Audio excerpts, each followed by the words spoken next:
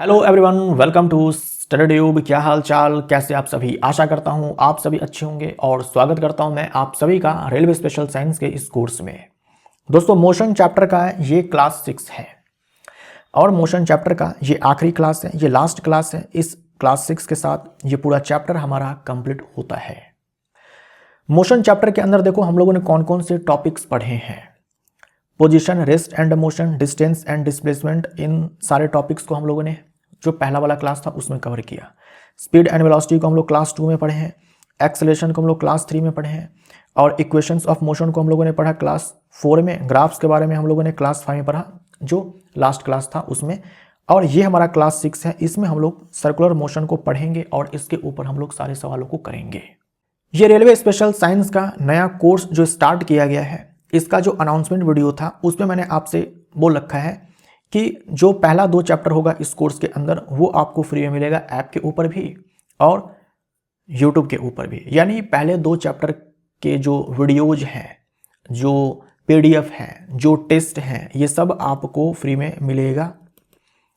ये फ्री में आपको दिया जा रहा है ताकि आप आइए और देखिए कि कैसा पीडीएफ है, कैसा टेस्ट है, कैसा क्लास है, आपको समझ में आ रहा है या नहीं आ रहा है, आपको मज़ा आ रहा है या नहीं आ रहा है, आपके एग्जाम के लिए यूजफुल है या नहीं है। इन सारे चीज़ों पर आप अच्छे से विचार कर सके और क्लास को आप परचेज करें या ना करें ये आप अच्छे से सोच सके। इसीलिए जो पहला 2 चैप्टर है पूरी तरह से आपको फ्री में दिया गया है। अगर आप कोर्स नहीं भी खरीदते हो तो भी मोशन चैप्टर आपका अच्छे से कंप्लीट हो जाएगा। अगर आप ये केवल देखना चाहते हो, यूनिट एंड मेजरमेंट आपका अच्छे से कंप्लीट हो जाएगा। ये 2 चैप्टर्स आपके फिर भी पूरे हो जाएंगे अगर आप कोर्स नहीं भी खरीदते हो तो।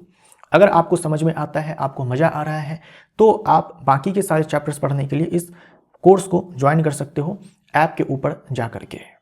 ठीक है। तो आप में से बहुत सारे पूछ रहे थे क्या ये कोर्स फ्री है, यूट्यूब पर सारे वीडियोज आएंगे? तो नहीं, ऐसा नहीं है। जैसा कि मैंने इस अनाउंसमेंट वीडियो में बोल रखा था, पहला 2 चैप्टर आपको फ्री में मिलेगा। तो ये क्लास 6 के साथ हमारे 2 चैप्टर्स पूरे हो जाएंगे। इसके बाद जो चैप्टर्स आएंगे वो आपको केवल ऐप पर मिलेगा, ऐप पर भी आपको लॉक्ड मिलेगा। यूनिट एंड मेजरमेंट और मोशन चैप्टर के सारे वीडियोज, पीडीएफ, टेस्ट, ये सारे के सारे आपको अनलॉक मिलेंगे ऐप के ऊपर। ठीक।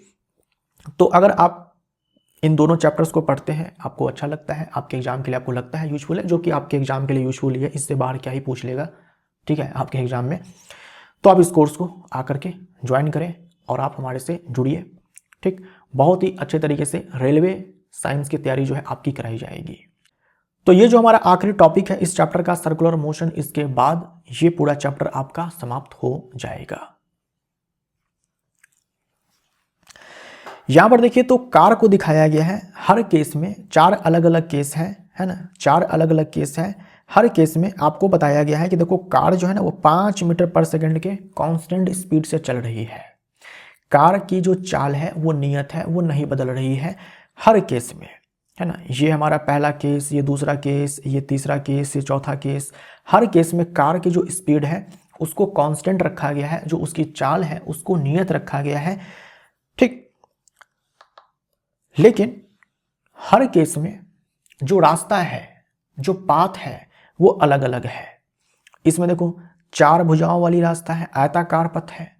ये देखो पेंटागोनल पाथ है, ये हेक्सागोनल पाथ है और ये सर्कुलर पाथ है। हर एक केस में कार कितने की स्पीड से चल रही है? हर एक केस में जो कार है वो 5 मीटर पर सेकंड की स्पीड से चल रही है। 5 मीटर पर सेकंड की स्पीड से चल रही है हर केस में। देखिए एक एक चीज आप स्टार्टिंग से समझती जाइए, आपको मजा आ जाएगा।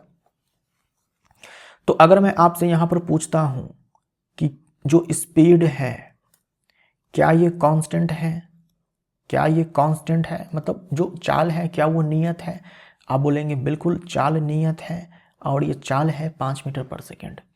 अब आप मुझे बताओ, ये जो पहला केस है, ये जो पहला केस है, इसमें क्या स्पीड कांस्टेंट है? भाई सारे में कांस्टेंट है ना, सारे में कांस्टेंट है, यस, तो कांस्टेंट है। अब मैं आपसे बोलूं क्या वेग भी, वेलोसिटी भी कांस्टेंट है? क्या वेग भी नियत है? आपका आंसर क्या होगा? क्या ये वेलोसिटी जो है ये भी कांस्टेंट है?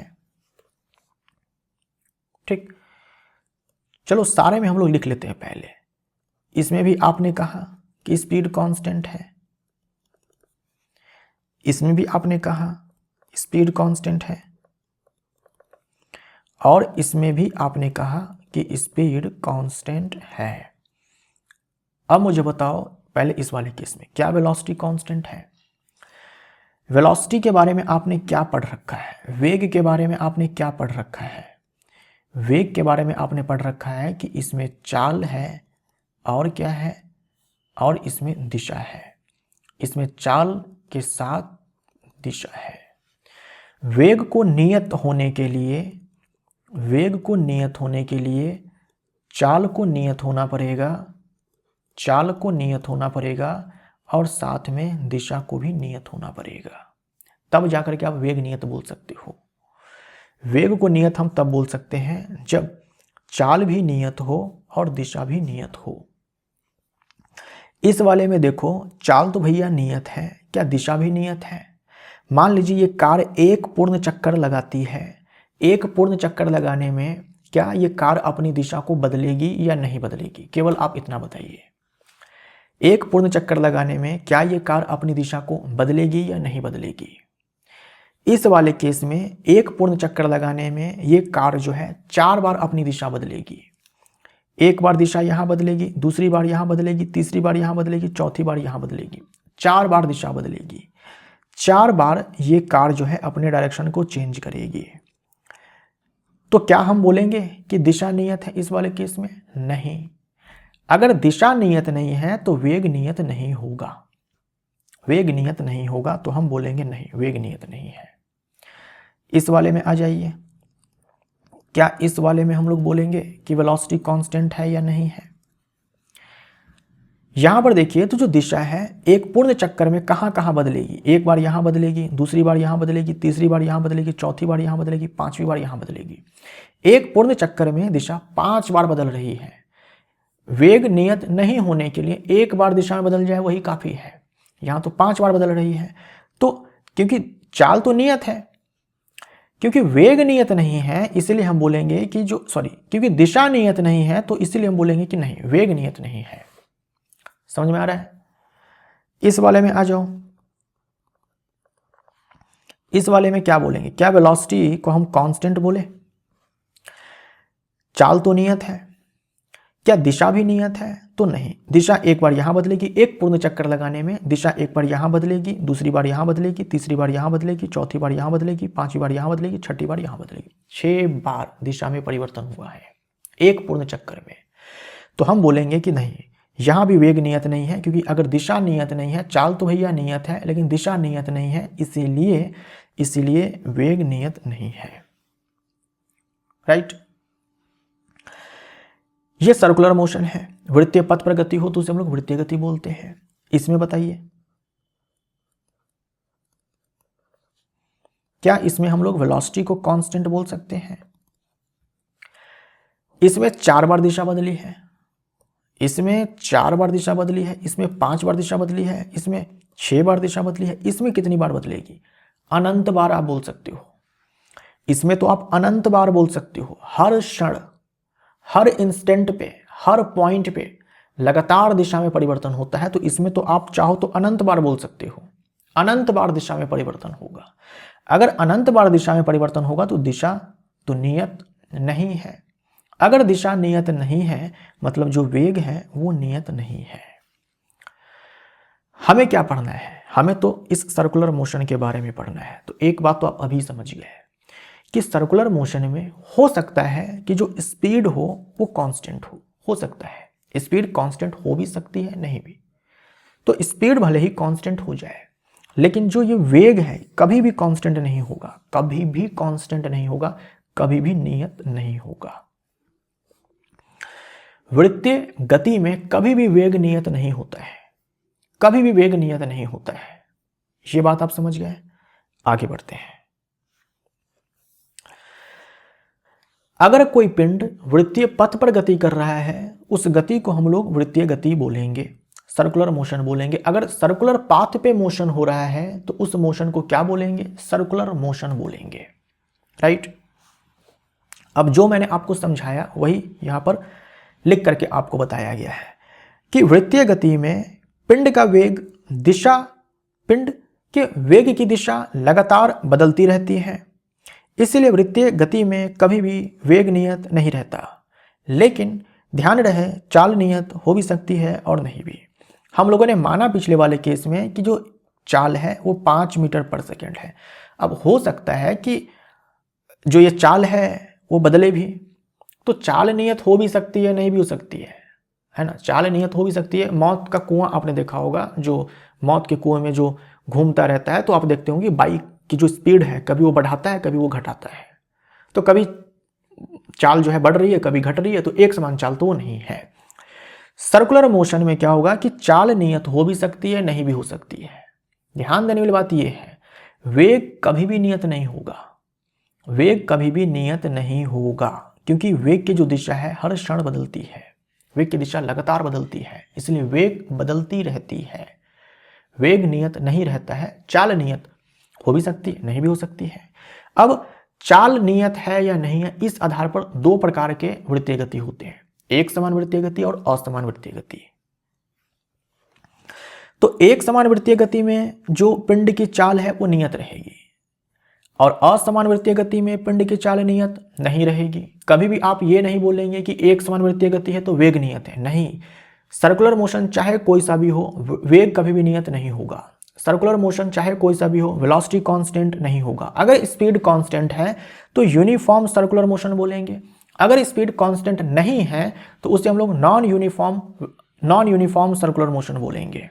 ठीक, तो एक समान वृत्तीय गति में जो चाल है वो नियत रहेगी, लेकिन वेग तो नियत नहीं होने वाला है।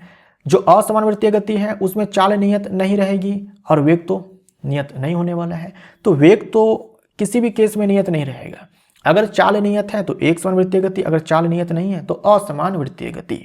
तो वृत्तीय गति में पिंड का वेग हर बिंदु पर परिवर्तित होता रहता है, अतः यह त्वरित गति है। पढ़ चुके हैं ना। जिस गति में त्वरण हो उसे हम लोग त्वरित गति बोलते हैं। त्वरण कब उत्पन्न होता है? जब वेग में परिवर्तन होता है त्वरण उत्पन्न होता है। अब क्योंकि वृत्तीय गति में चाहे वो एक समान हो चाहे वो असमान हो, वेग तो नियत नहीं है, वेग तो बदल रहा है। अगर वेग बदल रहा है तो त्वरण उत्पन्न होगा, और अगर त्वरण उत्पन्न होगा तो हम इसे त्वरित गति बोलेंगे। तो चाहे एक समान वृत्तीय गति हो चाहे असमान वृत्तीय गति हो, त्वरण उत्पन्न होगा, इसलिए त्वरित गति है। मान लीजिए कि कोई वृत्तीय पथ है जिसकी त्रिज्या r है, कोई कार है, कोई पिंड है, एक चक्कर वो पिंड जो है लगाता है। तो एक चक्कर लगाता है मान लीजिए t टाइम में, तो उसकी चाल कितनी होगी? तो चाल बराबर क्या होता है? दूरी बट्टे में समय होता है। चाल बराबर दूरी बट्टे में समय होता है। तो मान लीजिए कि एक पूर्ण चक्कर लगाया जाए तो कितनी दूरी चलेगी? जो वृत्त की परिधि होगी उसके बराबर। कितना टाइम लगेगा उससे भाग लगा दो तो चाल निकल जाएगी। तो बहुत ही सिंपल सी चीज़ है, हम लोग पहले भी पढ़ चुके हैं इसी वाले चैप्टर में। अब आइए हम लोग वेग की दिशा देखते हैं कि कैसे निकालेंगे, बहुत ही ज़्यादा जरूरी है। हम लोगों ने पढ़ा कि चाहे वृत्तीय गति एक समान हो चाहे असमान हो, वेग परिवर्तित होगा। क्यों परिवर्तित होगा? क्योंकि वेग की दिशा लगातार बदलेगी। अब जो वेग की दिशा है ये अपने को चाहिए कि वेग की दिशा किधर है। तो देखो, वृत्त के किसी बिंदु पर वेग की दिशा या फिर विस्थापन की दिशा ज्ञात करने के लिए उस बिंदु पर स्पर्श रेखा खींच देते हैं, एक टेंजेंट ड्रॉ कर देते हैं। मान लीजिए ये जो कार है ये ऐसे सर्कुलर मोशन कर रही है, वृत्तीय गति कर रही है। मैं आपसे बोल रहा हूं कि देखो, ये मान लो कि पॉइंट ए है। आप मुझे बताएं, जब कार पॉइंट ए पर है, क्योंकि सर्कुलर मोशन है, हर पॉइंट पर वेलोसिटी की डायरेक्शन बदलने वाली है, हर पॉइंट पर वेलोसिटी की डायरेक्शन बदलने वाली है। तो मैंने एक पॉइंट चूज किया, पॉइंट ए। यहां पर वेलोसिटी की डायरेक्शन क्या है, वेग की दिशा क्या है, कैसे आप बताएंगे? बड़ा ही सिंपल है, आप स्पर्श रेखा खींचेंगे। अब हो सकता है आप स्पर्श रेखा जो ऐसे खींच दें, या आपका दिल करेगा तो ऐसे भी तो खींच सकते हो, इधर भी तो खींच सकते हो। तो सबसे पहले तो आप ये चेक करो कि जो मोशन है वो क्लॉकवाइज डायरेक्शन में है या फिर एंटी क्लॉकवाइज डायरेक्शन में है। तो आप यहां पर देख पा रहे हैं कि जो मोशन है वो इस डायरेक्शन में है, यानी कि क्लॉकवाइज डायरेक्शन में है। तो आप इस पॉइंट पर, इस बिंदु पर स्पर्श रेखा किधर की ओर खींचेंगे? आप इस बिंदु पर स्पर्श रेखा इधर की ओर खींचेंगे। मैं आपसे बोल रहा हूं कि ये पॉइंट बी है, यहां पर आप वेग की दिशा बताएं, यहां पर आप वेग की दिशा बताएं, ये वेग की दिशा है, यही विस्थापन की दिशा है। एक एक चीज आप ध्यान से सुनते जाइए, सब रिलेट हो जाएगा लास्ट में जाकर के। इस पॉइंट बी पर वेग की दिशा क्या है? आप क्या करेंगे, इस पॉइंट बी पर एक स्पर्श रेखा ऐसे खींच देंगे, स्पर्श रेखा ऐसे खींच देंगे, बोलेंगे यही वेग की दिशा है, यही विस्थापन की दिशा है इस वाले बी पॉइंट पर। मैं आपसे बोल रहा हूं कि ये पॉइंट सी है, यहां पर वेग की दिशा बता दो। आप बोलेंगे पॉइंट सी पर चाहिए, चलिए ठीक है, हम इस पॉइंट सी पर स्पर्श रेखा ऐसे खींच देंगे, यही वेग की दिशा है, यही विस्थापन की दिशा है। मेरा दिल कर रहा है आप मुझे बताओ इस पॉइंट डी पर वेग की दिशा क्या है? आप क्या बोलेंगे? चलिए ठीक है, इस डी पर पॉइंट, इस डी पर हम टेंजेंट ऐसे खींच देते हैं, ये वेग की दिशा है, यही वेग की दिशा है, यही विस्थापन की दिशा है। मेरा मन करा एक और पॉइंट पर जानने का, ये पॉइंट डी है, इस पॉइंट डी पर वेग की दिशा किधर है? बड़ा ही सिंपल है, इस पॉइंट डी पर आप स्पर्श रेखा ऐसे खींच दो, इस पॉइंट डी पर वेग की दिशा है और ये विस्थापन की दिशा है। समझ में आया? सर्कुलर मोशन पे, सर्कुलर मोशन में हर पॉइंट पर वेलोसिटी की डायरेक्शन चेंज होती है। जिस पॉइंट पर आपको वेलोसिटी का डायरेक्शन चाहिए उस पॉइंट पर आप क्या करेंगे, टेंजेंट ड्रॉ कर देंगे, खींच देंगे। वही टेंजेंट जो आप खींचेंगे, जो उसकी दिशा होगी, वही वेग की दिशा है, वही विस्थापन की दिशा है उस पॉइंट पे, राइट। अब यहां से आपके एग्जाम में प्रश्न पूछा गया था इसी बार रेलवे ग्रुप डी में कि पत्थर को रस्सी से बांधकर घुमाया जा रहा है, मान लीजिए रस्सी टूट जाता है तो पत्थर किधर की ओर जाएगा? तो देखो, जो भी मैंने आपको समझाया वेग की दिशा उसी कॉन्सेप्ट पे है। रस्सी से बांधकर एक पत्थर को घुमाया जा रहा था, जब पत्थर इस पॉइंट पे आता है तो रस्सी टूट जाता है, रस्सी टूट जाता है तो अब यह पत्थर किधर की ओर जाएगा? जैसे ही रस्सी टूट गया, अब यह पत्थर जो है वृत्तीय पथ पर गति नहीं कर पाएगा। अगर यह वृत्तीय पथ पर गति नहीं करेगा तो ये किधर जाएगा? जिस पॉइंट पर ये रस्सी जब टूटा उस समय, रस्सी जब टूटा उस समय ये पत्थर जिस पॉइंट पे था उस पॉइंट पे जो वेग की दिशा है उधर ही पत्थर जाएगा। मान लीजिए जब पत्थर यहां पर था तब जाकर के रस्सी टूटता तो ये पत्थर किधर जाता? तो क्योंकि यहां पर पत्थर था तो इस पॉइंट पर आप टेंजेंट खींचिए, ये वेग की दिशा है, ये विस्थापन की दिशा है, पत्थर इधर की उड़ जाता सीधा, ठीक। जब पत्थर यहां पे था उस समय अगर रस्सी टूट जाए तो पत्थर किधर की उड़ जाएगा? क्योंकि यहां पर रस्सी टूटा और पत्थर, जब पत्थर यहां पर था तब रस्सी टूटा तो क्या होगा, पत्थर इधर की उड़ जाएगा। इस पॉइंट पर टूटा है तो इस पॉइंट पर जो वेग की दिशा है पत्थर उधर की उड़ जाएगा। मान लीजिए पत्थर यहां पे होता तब जाकर के रस्सी टूट जाता तो पत्थर किधर की उड़ जाता? जब पत्थर यहां पर था तब वेग की दिशा ये है, तब वेग की दिशा ये है, तो अगर यहां पर रस्सी टूट जाता तो पत्थर जो है इस वाले वेग की दिशा में जाता, ठीक। मान लीजिए पत्थर जब यहां पे था उस समय रस्सी टूट जाता, तो जब पत्थर यहां पर था उस समय वेग की दिशा ये, तो जब अगर रस्सी टूटता तो पत्थर जो है इधर की उड़ जाता। यही सवाल आपसे रेलवे ग्रुप डी में पूछा गया था, किधर को जाएगा? स्पर्श रेखा के अनुदिश। जिस समय रस्सी टूट जाता है उस समय जिस पॉइंट पे पत्थर था उस पॉइंट पर स्पर्श रेखा खींच करके आप बता दो कि उधर की ओर वो पत्थर जाएगा रस्सी टूटने के बाद। एक समान वृत्तीय गति के उदाहरण देखिए कौन कौन से हैं। चंद्रमा और पृथ्वी की गति, सूर्य के चारों ओर पृथ्वी की गति, पृथ्वी के चारों ओर चंद्रमा की गति एक समान वृत्तीय गति का उदाहरण है। एक समान वृत्तीय गति का मतलब क्या हुआ? क्या हम एक समान वेग बोलेंगे? नहीं, वेग तो नियत नहीं होता है, वेग कभी भी एक समान नहीं होता है वृत्तीय गति में।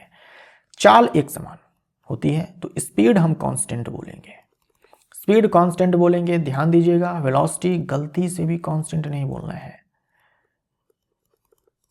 वृत्तीय गति में कभी भी वेग नियत नहीं होगा, वेग बदलता रहता है। पृथ्वी के चारों ओर बहुत सारे उपग्रह घूम रहे हैं, वो भी एक समान वृत्तीय गति का उदाहरण है। कोई भी पिंड जो वृत्तीय गति कर रहा है नियत चाल से, एक समान वृत्तीय गति का उदाहरण है। नाभिक के चारों ओर इलेक्ट्रॉन घूमते हैं, वो भी एक समान वृत्तीय गति का उदाहरण है।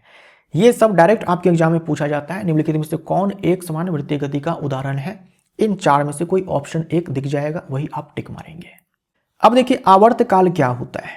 मान लीजिए कि आप कार लेकर के किसी वृत्ति के चक्कर लगा रहे हैं, यानी कि वृत्तीय गति आप कर रहे हैं, तो एक पूरा चक्कर लगाने में जो आप टाइम लेंगे वही आवर्त काल है। किसी वृत्त का एक पूरा चक्कर लगाने में जो टाइम लिया जाता है उसी को आवर्त काल बोलते हैं। ठीक, तो आवर्त काल क्या है? समय है। समय का ऐसा मात्रक सेकंड होता है और समय अपने आप एक भौतिक राशि है और ये एक अदिश भौतिक राशि है। यहाँ डायरेक्शन का कोई लोचा नहीं है। अब देखो आवृत्ति किसे कहते हैं? बड़ा ही सिंपल है। मान लीजिए कि 10 सेकंड में 5 चक्कर लगाया जाता है। 10 सेकंड में 5 चक्कर लगाया जाता है, तो 1 सेकंड में कितना चक्कर लगाया जाएगा? एकांक समय में कितना चक्कर लगाया जाएगा? आप बोलेंगे 0.5 चक्कर लगाया जाएगा। इसी को फ्रीक्वेंसी बोलते हैं। इसे हम लोग हर्ट्ज में बताते हैं। हर्ट्ज को हम लोग सेकंड इनवर्स भी बोलते हैं। एकांक समय में जितना चक्कर लगाया जाए, एकांक समय में जितना पूर्ण चक्कर लगाया जाए, इकाई समय में जितना पूर्ण चक्कर लगाया जाए, उसी को आवृत्ति कहते हैं। बहुत ही सिंपल है। ये टाइम पीरियड का ठीक उल्टा होता है। आवर्त काल का विपरीत होता है, उल्टा होता है। आवर्त काल का व्युत्क्रम होता है। हमें 5 सेकंड में, है ना, 50 सेकंड में, 100 सेकंड में नहीं चाहिए। हमें चाहिए 1 सेकंड में कितना चक्कर लगाया गया, एकांक समय में कितना चक्कर लगाया गया है, उसी को फ्रीक्वेंसी बोलते हैं। ठीक, ये क्या है? आवर्त काल है। जैसे मान लीजिए कि 20 सेकंड में 1 चक्कर लगाया जाता है। 20 सेकंड में 1 चक्कर लगाया जाता है, तो ये 20 सेकंड जो है इसका टाइम पीरियड है। 20 सेकंड टाइम पीरियड है। 1 चक्कर लगाने में जो टाइम लगता है उसे हम लोग आवर्त काल बोलते हैं। ठीक, और 1 सेकंड में जितना चक्कर लगाया जाता है उसे हम लोग आवृत्ति बोलते हैं। तो अगर मान लीजिए 10 सेकंड में 5 चक्कर लगाया जाता है, तो हमें 10 सेकंड में नहीं चाहिए, हमें तो 1 सेकंड में चाहिए कितना चक्कर लगाया गया है, वही उसकी फ्रीक्वेंसी है।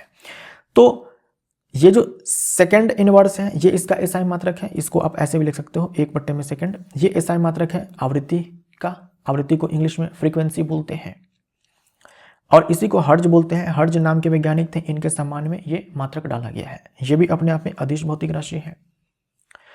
तो आवृत्ति और आवर्त काल में आपको अंतर समझ में आना चाहिए, जो कि बहुत ही आसान है। अब बात करते हैं अभिकेंद्रीय त्वरण के बारे में। अभिकेंद्रीय त्वरण के बारे में बड़ा ही सिंपल है। देखो ये तो आप समझ गए, सर्कुलर मोशन है।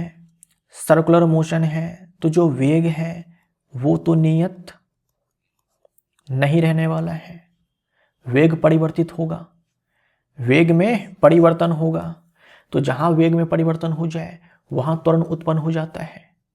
ठीक, तो एक समान वृत्तीय गति कर रही या फिर कोई भी वृत्तीय गति हो, चाहे एक समान हो चाहे असमान हो, जो वेग में परिवर्तन होता है उसके दिशा में परिवर्तन के कारण, उसके कारण जो त्वरण उत्पन्न होता है उसी को अभिकेंद्रीय त्वरण बोलते हैं। अभिकेंद्रीय त्वरण बोलते हैं। देखो ये तो होना ही था ना, ये तो होना ही था।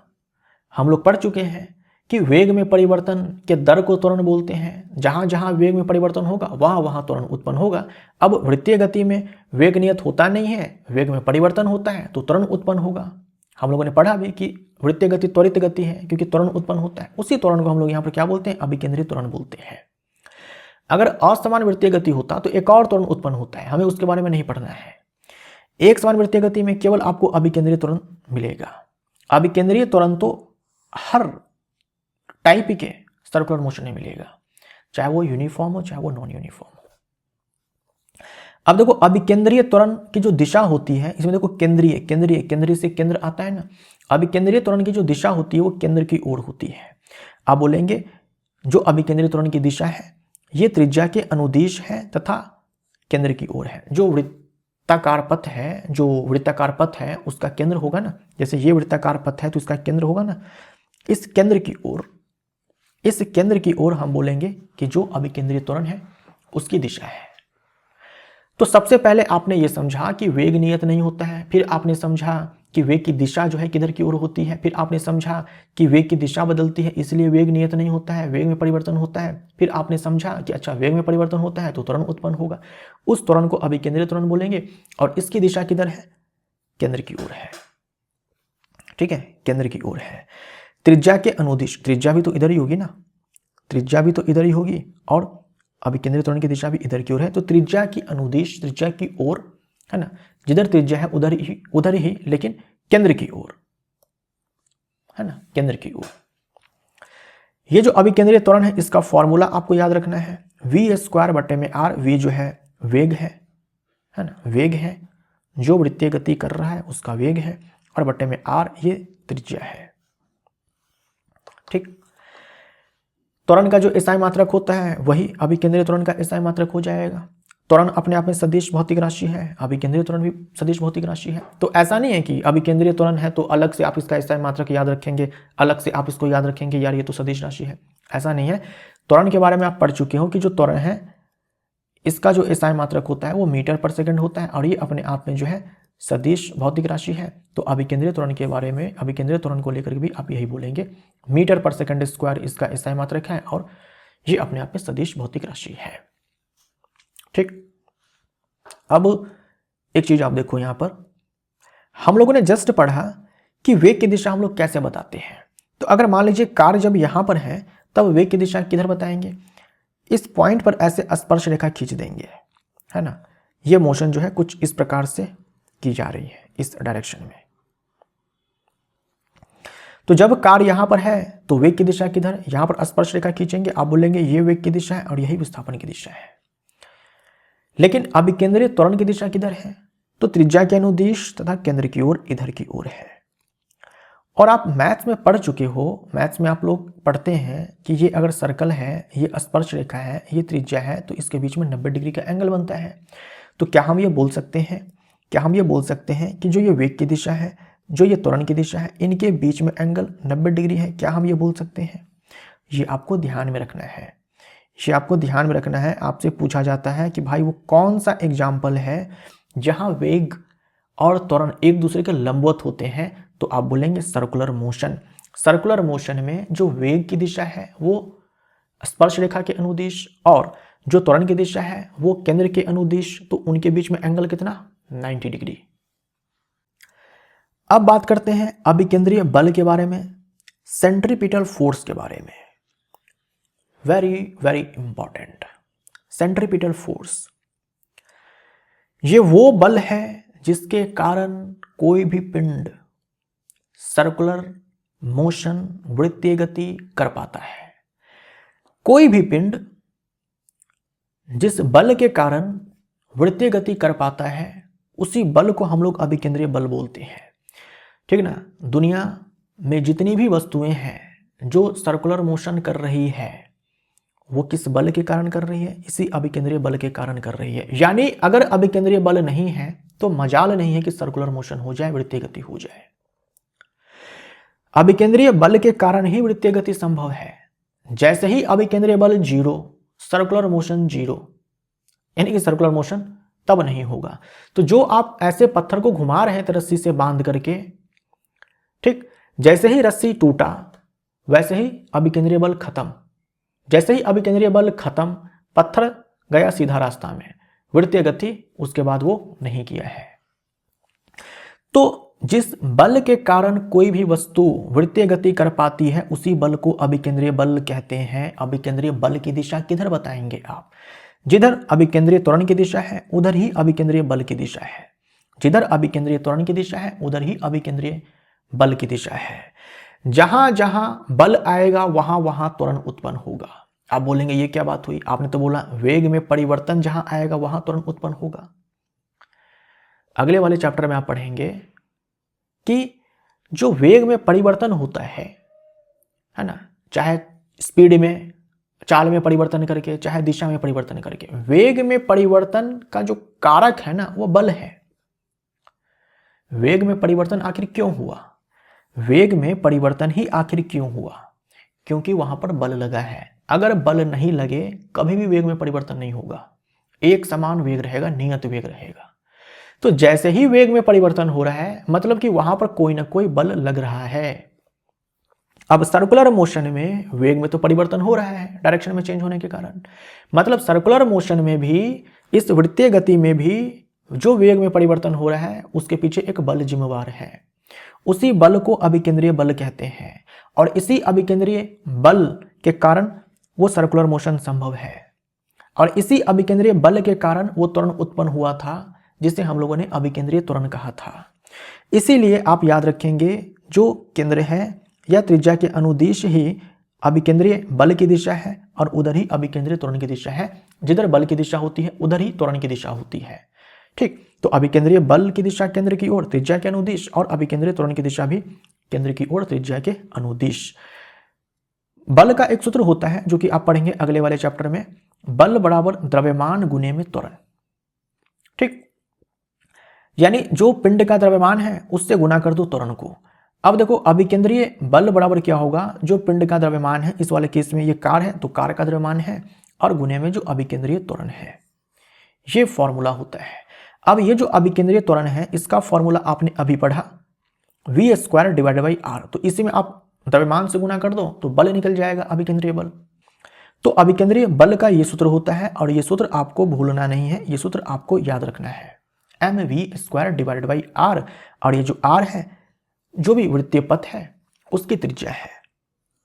ठीक है, उसकी त्रिज्या है, यहां पर मैं कैपिटल R कर देता हूं।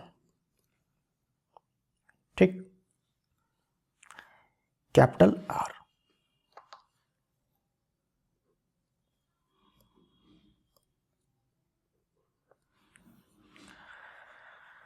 उम्मीद करता हूं दोस्तों एक एक चीज आपको समझ में आ रहा है। मैं स्टेप वाइज जो है सारी चीजों को समझाते जा रहा हूं और सबको रिलेट करते जा रहा हूं ताकि आपके दिमाग में घुस जाए। तो क्या आप ये बोल सकते हैं कि भाई वेग की दिशा, विस्थापन की दिशा उसके लंबवत है अभिकेंद्रीय बल की दिशा, अभिकेंद्रीय त्वरण की दिशा? यस, आप बोल सकते हैं। अब देखो ये जो अभिकेंद्रीय बल है ना, ऐसा नहीं कोई अनोखा बल है, कोई नया बल है ना, बिल्कुल ही यूनिक फोर्स है, ऐसा नहीं है। अलग अलग केस में अलग अलग बल आकर के अभिकेंद्रीय बल बन जाता है, या फिर बोल दो अलग अलग केस में अलग अलग बल होता है जो अभिकेंद्रीय बल प्रदान करता है।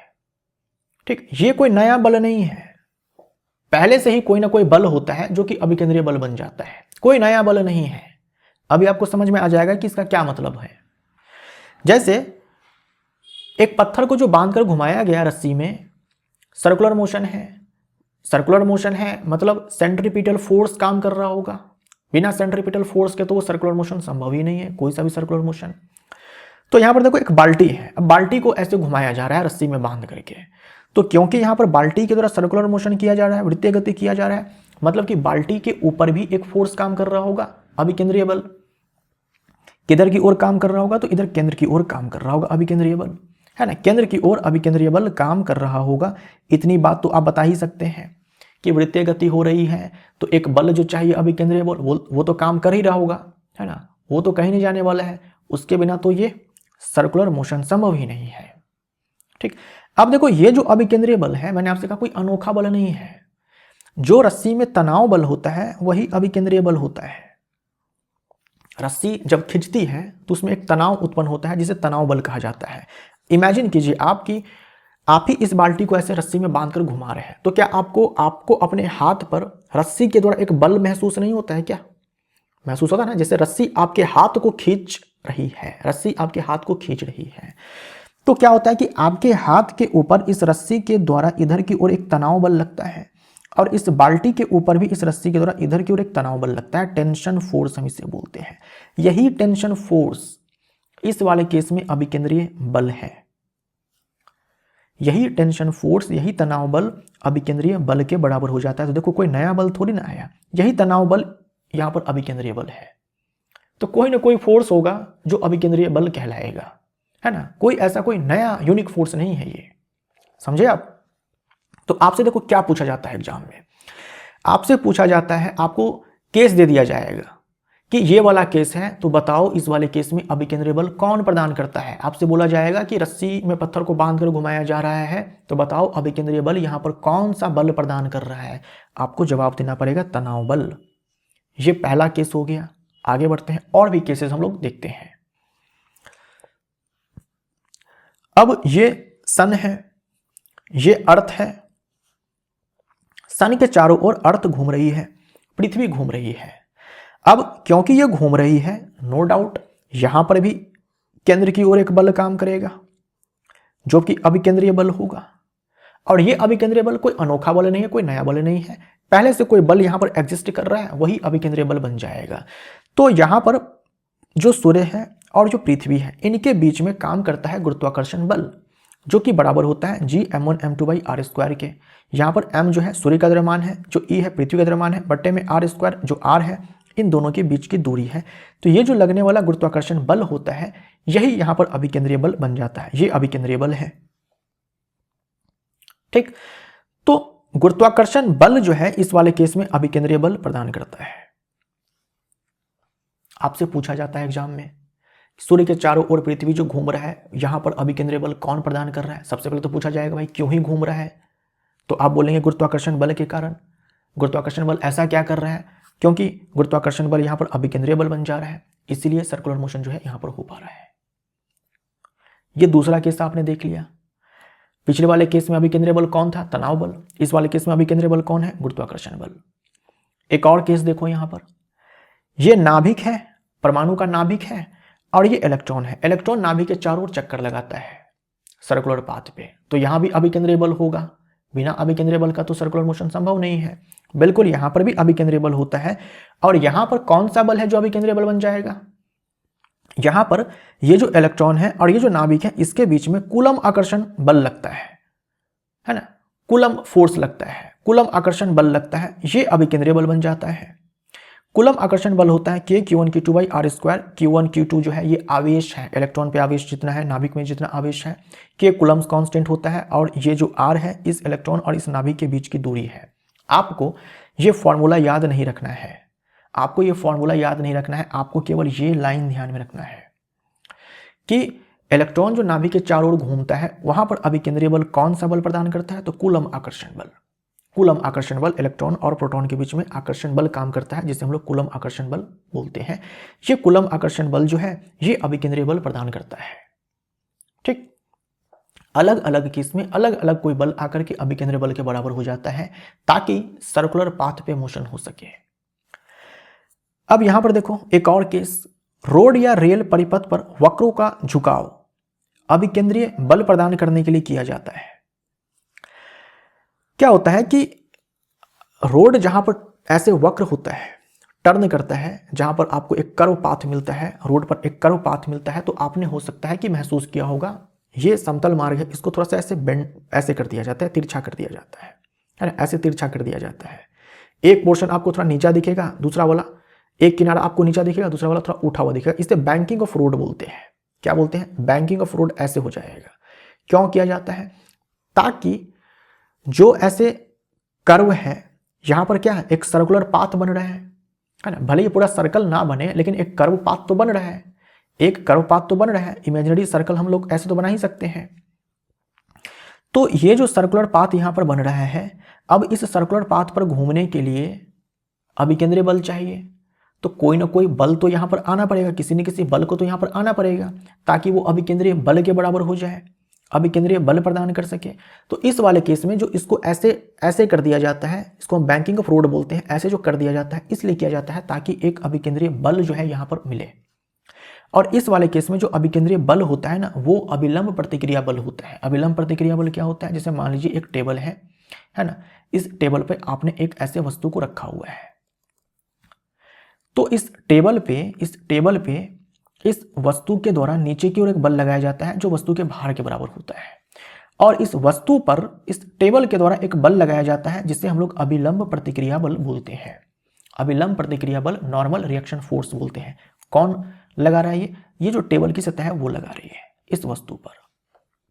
तो क्या होता है कि ये जो बैंकिंग ऑफ रोड ऐसे होता है, ऐसे, तो जो वाहन है उस पर ये जो रोड की जो सतह होती है वो इस पर ऐसे अविलंब प्रतिक्रिया बल लगाती है और उसी का एक कंपोनेंट बनता है, उसी का एक घटक बनता है जो अभिकेंद्रीय बल प्रदान करता है। आपको पढ़ना नहीं है क्या घटक होता है, कैसे क्या होता है। ये जो रोड की सतह है ये इस गाड़ी पर जो है ऐसे अविलंब प्रतिक्रिया बल ऐसे लगाती है, ठीक।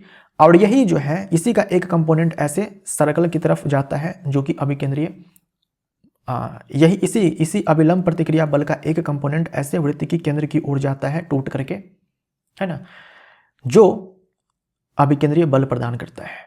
आपको केवल इतना ध्यान में रखना है कि ये जो रोड या रेल परिपथ पर वक्रों का झुकाव जो है अभिकेंद्रीय बल प्रदान करने के लिए किया जाता है। ऐसे झुकाव कर देने से क्या मिल जाता है, ये अविलंब प्रतिक्रिया बल मिल जाता है और वही अभिकेंद्रीय बल के बराबर हो जाता है ताकि आसानी से सर्कुलर पाथ पे मोशन किया जा सके। समतल मार्ग पर वाहन जब मुड़ता है तब सड़क द्वारा टायरों पर आरोपित घर्षण बल ही अभिकेंद्रीय बल होता है। अब मान लीजिए कि टर्निंग है लेकिन ऐसे बैंकिंग नहीं है, ऐसे फ्लैट रोड है, फ्लैट रोड है लेकिन कर्व है।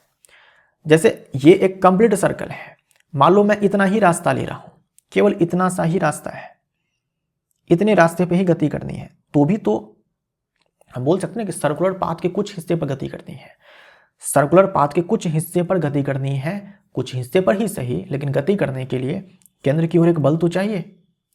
यहां पर भी केंद्र की ओर एक बल तो चाहिए, तो केंद्र की ओर जो एक बल चाहिए वो अभिकेंद्रीय बल है। यहां पर अभिकेंद्रीय बल कौन प्रदान करता है, तो घर्षण बल। जो सड़क है और जो वाहन है, जो उसका टायर है, उसके बीच में घर्षण बल काम करता है ना। जो रोड है और जो वाहन का टायर है इसके बीच में घर्षण बल काम करता है, वो अभिकेंद्रीय बल के बराबर हो जाता है।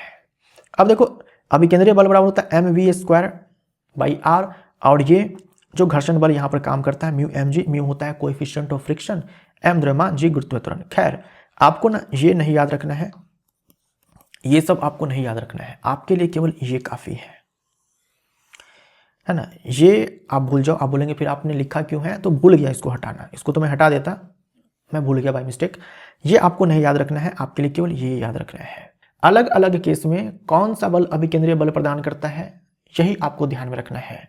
इस वाले में घर्षण बल, इससे पहले वाले में अविलंब प्रतिक्रिया बल, उससे पहले वाले में कूलम आकर्षण बल, उससे पहले वाले में आपने देखा गुरुत्वाकर्षण बल और उससे पहले वाले में आपने देखा तनाव बल। तो अलग अलग केस में अभिकेंद्रीय बल अलग अलग प्रकार का बल आता है, प्रदान करता है। अब जो अभिकेंद्रीय बल है इसी नाम से मिलता जुलता एक और बल है जिसे अपकेंद्रीय बल कहा जाता है, इंग्लिश में सेंट्रीफ्यूगल फोर्स कहा जाता है। अभी आपने पढ़ा था सेंट्रीपीटल फोर्स, अभिकेंद्रीय बल, यह है अपकेंद्रीय बल, सेंट्रीफ्यूगल फोर्स। सबसे पहला पॉइंट एक काल्पनिक बल है, आभासी बल है। काल्पनिक बल है, इमेजिनरी फोर्स है, आभासी बल है, स्यूडो फोर्स है, फेक फोर्स है। ऐसा कोई फोर्स नहीं होता है, मनगढ़ंत कहानी है, मनगढ़ंत ये बल है। ऐसा कोई बल तो वास्तव में होता ही नहीं है। इसीलिए ये एक आभासी बल है, ये एक काल्पनिक बल है, एक फेक फोर्स है, एक स्यूडो फोर्स है, एक झूठा बल है। यह बल केवल घूर्णन निर्देश फ्रेम के लिए ही अस्तित्व रखता है। इसका मतलब क्या हुआ, देखो ये बाल्टी सर्कुलर मोशन कर रहा है, आप जमीन पर खड़े हैं, ये आप खड़े हैं, बैठ करके या खड़े होकर के जमीन पर आप देख रहे हैं। जो आप इस बाल्टी को देख रहे हैं तो आपको वो बाल्टी घूमता हुआ नजर आ रहा है। अगर वो बाल्टी घूमता हुआ नजर आ रहा है, सर्कुलर मोशन करता हुआ नजर आ रहा है, तो आप बोलेंगे ना कि अच्छा ठीक है सर्कुलर मोशन यहां पर हो रहा है, मतलब कि इस बाल्टी के ऊपर केंद्र की ओर एक बल काम कर रहा है। वो बल क्या है, अभिकेंद्रीय बल है। इतनी बात तो आपको समझ में आ रही है। आप जमीन पर खड़े हैं, देख रहे हैं कि बाल्टी वृत्तीय गति कर रहा है। वृत्तीय गति क्योंकि यहाँ पर हो रही है तो आप बोलेंगे कि अभिकेंद्रीय बल यहाँ पर काम कर रहा होगा, इसीलिए वृत्तीय गति हो रही है। बिना अभिकेंद्रीय बल का तो पॉसिबल ही नहीं है, मजाल ही नहीं है कि कोई वृत्तीय गति कर ले। आपको बाल्टी घूमता हुआ नजर आ रहा है, ठीक। और जो आप हैं ना तो घूम रहे हैं ना चल रहे हैं, आप जो है विराम अवस्था में, रेस्ट में है।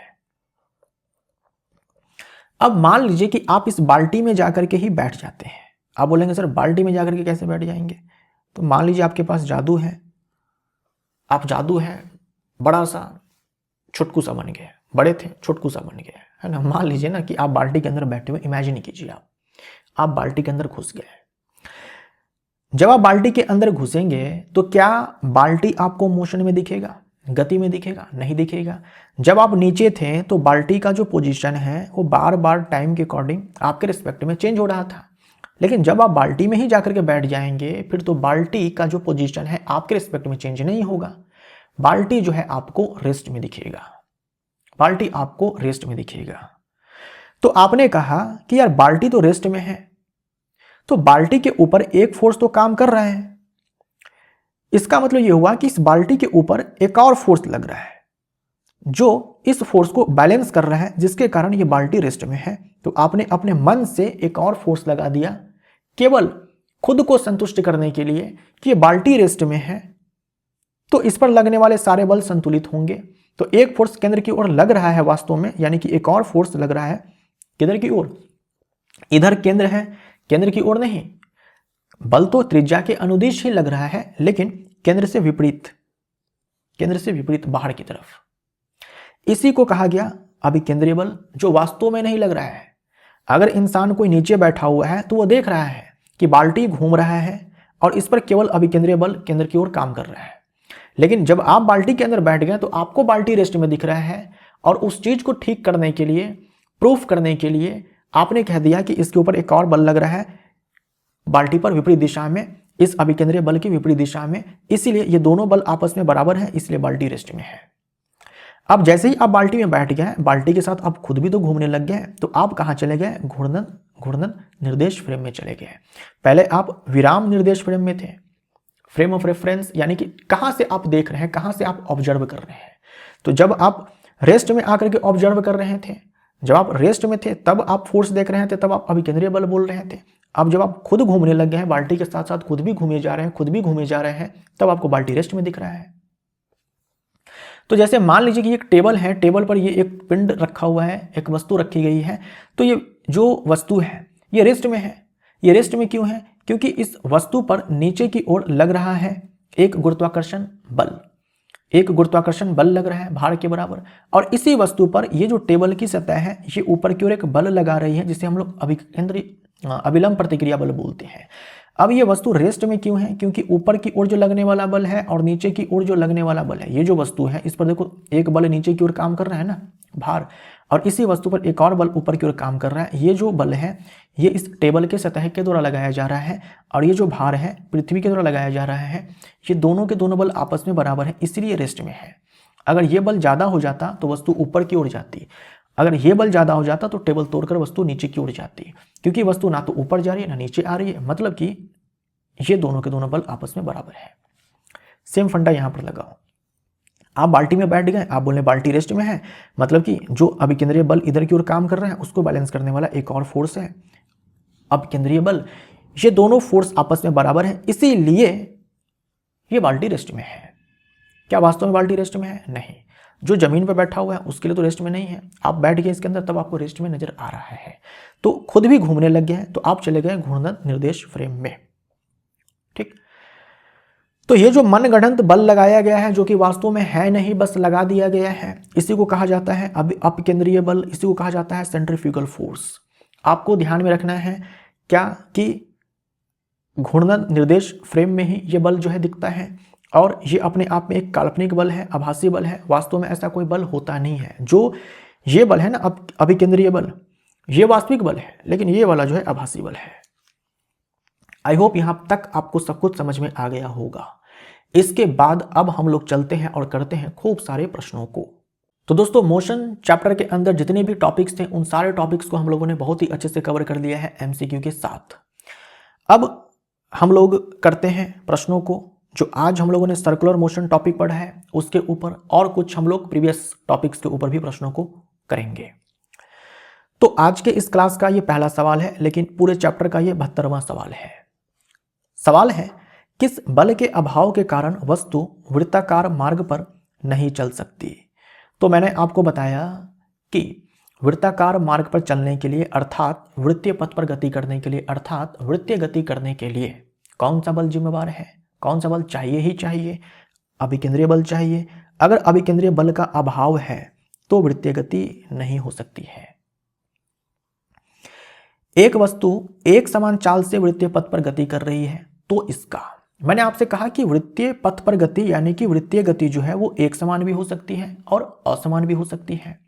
ये एक समान असमान किसके आधार पर बोलते हैं? चाल के आधार पर बोलते हैं कि अगर एक समान चाल है तो एक समान वृत्तीय गति है। तो अगर एक समान वृत्तीय गति है तो वेग नियत होगा क्या? काट दो, देखते ही तुरंत के तुरंत, सोचना भी नहीं है। चाहे एक समान वृत्तीय गति हो चाहे असमान वृत्तीय गति हो, वेग नियत नहीं होगा। तभी तो अभिकेंद्रीय त्वरण आया, तभी तो अभिकेंद्रीय बल आया। त्वरण नियत होगा। भाई क्यों त्वरण नियत होगा? त्वरण की दिशा लगातार बदलती है। त्वरण की दिशा लगातार बदलती है या नहीं बदलती है? त्वरण की दिशा जो है वो लगातार बदलती है या नहीं बदलती है? मान लीजिए जब पिंड यहां पर है तो त्वरण केंद्र की ओर है, त्वरण केंद्र की ओर है।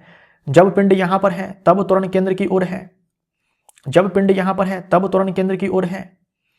जब पिंड यहां पर है तब त्वरण केंद्र की ओर है। आप बोलेंगे सर हर बार तो त्वरण केंद्र की ओर ही है। अगर त्वरण का परिमाण, मान लीजिए जो वेग, अगर चाल नियत हो जाए, अगर चाल नियत हो जाए तो जो त्वरण का जो परिमाण है, त्वरण का जो परिमाण है वो तो वेग में जो परिवर्तन होगा, है ना, उसके परिमाण पर डिपेंड करेगा। तो अगर चाल नियत हो जाए तो वेग में जो परिवर्तन होगा उसका परिमाण नियत हो जाएगा, यानी कि त्वरण नियत हो जाएगा, त्वरण का परिमाण नियत हो जाएगा। लेकिन दिशा केंद्र की ओर है हर बार। आप बोलेंगे हर बार केंद्र की ओर है तो वेग जो त्वरण है वो नियत कहाँ है? त्वरण नियत कहाँ है? देखो त्वरण को नियत होने के लिए, त्वरण को नियत होने के लिए जो त्वरण का परिमाण है ये नियत होना पड़ेगा और दिशा भी नियत होना पड़ेगा। त्वरण सदिश राशि है, इसका परिमाण भी नियत होना चाहिए, दिशा भी नियत होना चाहिए। अगर चाल एक समान है तब वेग में परिवर्तन का जो परिमाण है वो एक समान होगा और त्वरण का परिमाण एक समान होगा। तो चलो परिमाण तो एक समान होगा क्योंकि एक समान चाल है, एक समान वृत्तीय गति में त्वरण का जो परिमाण होता है वो एक समान होता है। क्या दिशा भी एक समान है? नहीं, दिशा भले ही केंद्र की ओर है लेकिन देखो ना, जब पिंड यहां पर है तब दिशा किधर की ओर है? बाईं तरफ है। ठीक, जब पिंड यहां पर है तब किधर की ओर? अगर हम इसे उत्तर दक्षिण पूर्व पश्चिम में बांट दें, ये हमारा उत्तर है, ये दक्षिण है, ये हमारा वेस्ट, ये ईस्ट। जब पिंड यहां पर है तो हम बोलेंगे पूर्व की ओर है। जब पिंड यहां पर है तो उत्तर की ओर है। जब यहां पर है तो पश्चिम की ओर है। जब यहां पर है तो नीचे दक्षिण की ओर है। तो केंद्र की ओर तो है लेकिन दिशा तो परिवर्तित हो रही है ना त्वरण का, इसीलिए त्वरण जो है वो नियत नहीं है। त्वरण नियत नहीं है। ठीक, वेग नियत नहीं है तो त्वरण भी नियत नहीं है। त्वरण का परिमाण नियत होगा, बिल्कुल त्वरण का परिमाण नियत होगा। त्वरण का परिमाण किस पर निर्भर करता है? वेग में जो परिवर्तन हो रहा है उसके परिमाण पर निर्भर करता है। वेग में जो परिवर्तन हो रहा है उसके परिमाण पर निर्भर करता है। और वेग का परिमाण जो चाल है उस पर डिपेंड करता है। तो चाल तो बदल ही नहीं रही है, चाल नहीं बदल रही है, इसीलिए जो है वेग में जो परिवर्तन होगा उसका परिमाण नियत, त्वरण का परिमाण नियत, त्वरण का परिमाण नियत होगा। सही है, उपरोक्त में से कोई नहीं, गलत हो जाएगा। ये सी ऑप्शन हमारा राइट आंसर हो जाएगा। डोरी से बांधा गया पत्थर वृत्तीय पथ पर गति करता है, यदि डोरी काट दे तो पत्थर वृत्त से दूर चला जाता है। क्योंकि पत्थर पर अभिकेंद्रीय बल लगता है। नहीं, अब केंद्रीय बल की तो बात ही नहीं करेंगे। इसका जड़त्व इसे गतिशील रखता है, इसका जड़त्व इसे गतिशील रखता है। अभिकेंद्रीय बल की प्रतिक्रिया के फलस्वरूप, देखो अभिकेंद्रीय बल तो ये आभासी बल है, इसकी बात हम लोग करेंगे नहीं। ठीक, पत्थर पर अभिकेंद्रीय बल लगता है इसलिए वृत्त से दूर चला जाता है। जो डोरी टूट जाती है तो पत्थर जो है वेग की दिशा में जाती है ना, वो इसलिए जाती है क्योंकि पत्थर पर अभिकेंद्रीय बल लगता है। क्या ऐसा बोलेंगे? नहीं, पत्थर पर अभिकेंद्रीय बल लग रहा था तो वो घूम रहा था, ठीक ना। अब तो डोरी टूट गई है तो अभिकेंद्रीय बल शून्य हो चुका है। यहां लिखा है अभिकेंद्रीय बल के प्रतिक्रिया के फलस्वरूप वो वृत्त से दूर चला जाता है। नहीं, अभिकेंद्रीय बल के कारण नहीं, अभिकेंद्रीय बल के शून्य हो जाने के कारण ऐसा होता है कि वो वृत्त से दूर चला जाता है स्पर्श रेखा के अनुदिश। इसका जड़त्व इसे गतिशील रखता है, हाँ बोल सकते हैं, इसका जड़त्व इसे गतिशील रखता है ना। जो गति का जड़त्व है वो वस्तु को गतिशील बनाए रखना चाहता है। तो जिस पॉइंट पर डोरी टूटी है उस पॉइंट पर जो वेग की दिशा है, इसका जड़त्व उसी वेग की दिशा में इसे गतिशील रखना चाहता है। तो सी हमारा राइट आंसर हो जाएगा। जड़त्व के बारे में हम लोग फोर्स वाले चैप्टर में पढ़ेंगे। क्षैतिज सड़क पर चलती हुई कार मुड़ते समय बाहर की ओर फिसल जाती है। अब समतल रोड है, टर्निंग है, वहां पर अभिकेंद्रीय बल चाहिए होता है अच्छे से टर्न करने के लिए। अगर अभिकेंद्रीय बल नहीं होगा तो वो जो वाहन है, वो कार है, वो अच्छे से टर्न नहीं कर पाएगी, वो स्लिप करेगी। वो स्लिप करेगी।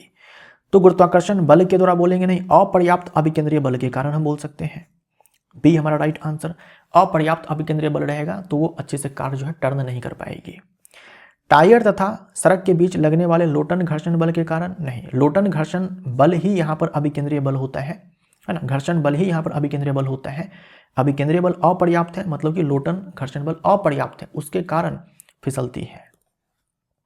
सड़क की अविलंब प्रतिक्रिया द्वारा गलत हो जाएगा। बी हमारा राइट आंसर।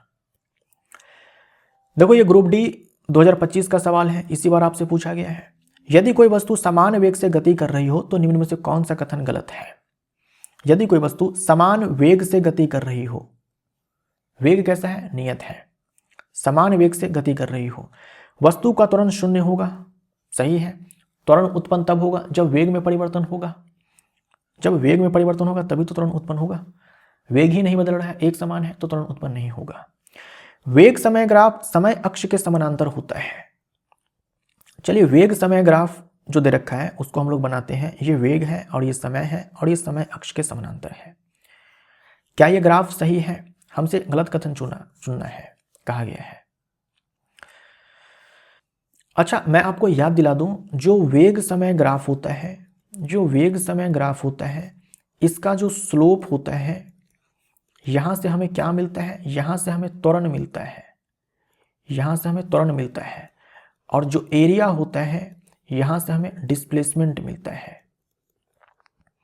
यहां से हमें क्या मिलता है? डिस्प्लेसमेंट मिलता है। ठीक, अब देखो समय अक्ष के समानांतर अगर ग्राफ मिले तो स्लोप कैसा होता है? स्लोप 0 होता है और इसका स्लोप हमें त्वरण देगा, त्वरण जो है 0 है। ये स्टेटमेंट सही है। बिना स्लोप का भी आप चेक कर सकते हो कि समय में आप आगे बढ़ते जाओ, समय में आप आगे बढ़ जाओ, लेकिन जो वेग है वो नहीं बदल रहा है। ये दोनों स्टेटमेंट तो सही है। वेग और समय का गुणनफल त्वरण देता है, गलत हो जाएगा। वेग और समय का गुणनफल त्वरण देता है, ऐसा नहीं है। वस्तु समान समय अंतराल में समान दूरी तय करती है, वस्तु समान समय अंतराल में समान दूरी तय करती है, बिल्कुल सही है। वेग समान है मतलब क्या है? एक समान गति है, और एक समान गति में क्या होता है? वस्तु समान समय अंतराल में समान दूरी तय करती है। तो गलत कथन चुनना था, तो सी ऑप्शन हमारा राइट आंसर। समान द्रव्यमान के दो कण क्रमशः R1 तथा R2 त्रिज्याओं के वृत्ताकार पथों पर घूम रहे हैं, उनकी चालें समान है, उनके अभिकेंद्रीय बलों का अनुपात होगा। अभिकेंद्रीय बल का फॉर्मूला मैंने आपसे क्या बोला? अभिकेंद्रीय बल का फॉर्मूला होता है mv² डिवाइड बाई r।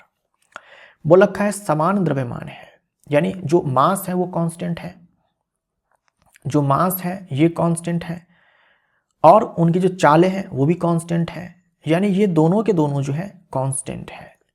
यानी इन दोनों के कारण बल में कोई परिवर्तन नहीं होगा। तो बल में परिवर्तन किसके कारण होगा भाई? जो त्रिज्या है उसके कारण। हम बोल सकते हैं कि जिस वृत्त की त्रिज्या अधिक होगी वहां पर अभिकेंद्रीय बल कम मिलेगा, और जिस वृत्त की त्रिज्या कम होगी वहां पर अभिकेंद्रीय बल ज्यादा मिलेगा। खैर हमें क्या चाहिए? रेशियो चाहिए। अभिकेंद्रीय बल का अनुपात क्या होगा? तो अगर F1 बाई F2 अगर हम रेशियो लिखना चाहते हैं तो ये क्या हो जाएगा? F1 बाई F2 है तो ये R2 बाई R1 हो जाएगा, R2 बाई R1 हो जाएगा, सिंपली R2 बाई R1। तो ए हमारा राइट आंसर हो जाएगा। 500 किलोग्राम की एक कार 50 मीटर त्रिज्या के वृत्त में 36 किलोमीटर प्रति घंटे की रफ्तार से चक्कर लगा रही है, तो अभिकेंद्रीय बल होगा। अभिकेंद्रीय बल का सूत्र जो है आपको ध्यान में रखना है, भूलना नहीं है। अभिकेंद्रीय बल बराबर होता है mv² divide by r। m जो है 500 किलोग्राम है। देखो आंसर आपको एसआई मात्रक में चाहिए, तो जब आप न्यूमेरिकल को सॉल्व करेंगे हर एक भौतिक राशि का मान आप एसआई मात्रक में डालेंगे। अब यहां पर जो वेग है या फिर जो चाल है, जो इसका मान है वो एसआई मात्रक में नहीं है, तो इसको हम लोग एसआई मात्रक में कन्वर्ट कर लेंगे। एसआई मात्रक जो है मीटर पर सेकंड होता है, तो ये 10 मीटर पर सेकंड हो जाएगा। तो 36 किलोमीटर प्रति घंटे को हम लोगों ने 10 मीटर प्रति सेकंड में कन्वर्ट कर लिया। इस मान को यहाँ डालेंगे, 10 गुने में 10 हो जाएगा, बट्टे में 50 हो जाएगा।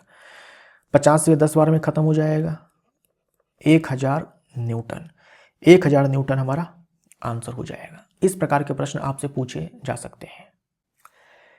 यदि समान द्रव्यमान वाले दो कणों के मार्ग की वक्रता त्रिज्याओं का अनुपात 1:2 है, समान द्रव्यमान है, तो समान अभिकेंद्रीय बल के लिए उनके वेगों का अनुपात होना चाहिए। देखो, अभिकेंद्रीय बल बराबर होता है mv² डिवाइडेड बाई r।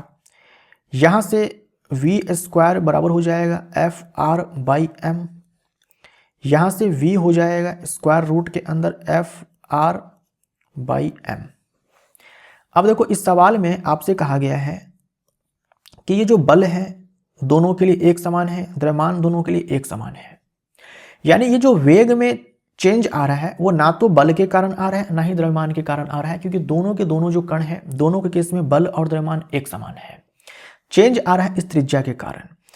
तो यहां से जो वेग का अनुपात है इसका अगर हम लिखना चाहें अनुपात तो ये हो जाएगा स्क्वायर रूट के अंदर जो त्रिज्या का अनुपात है।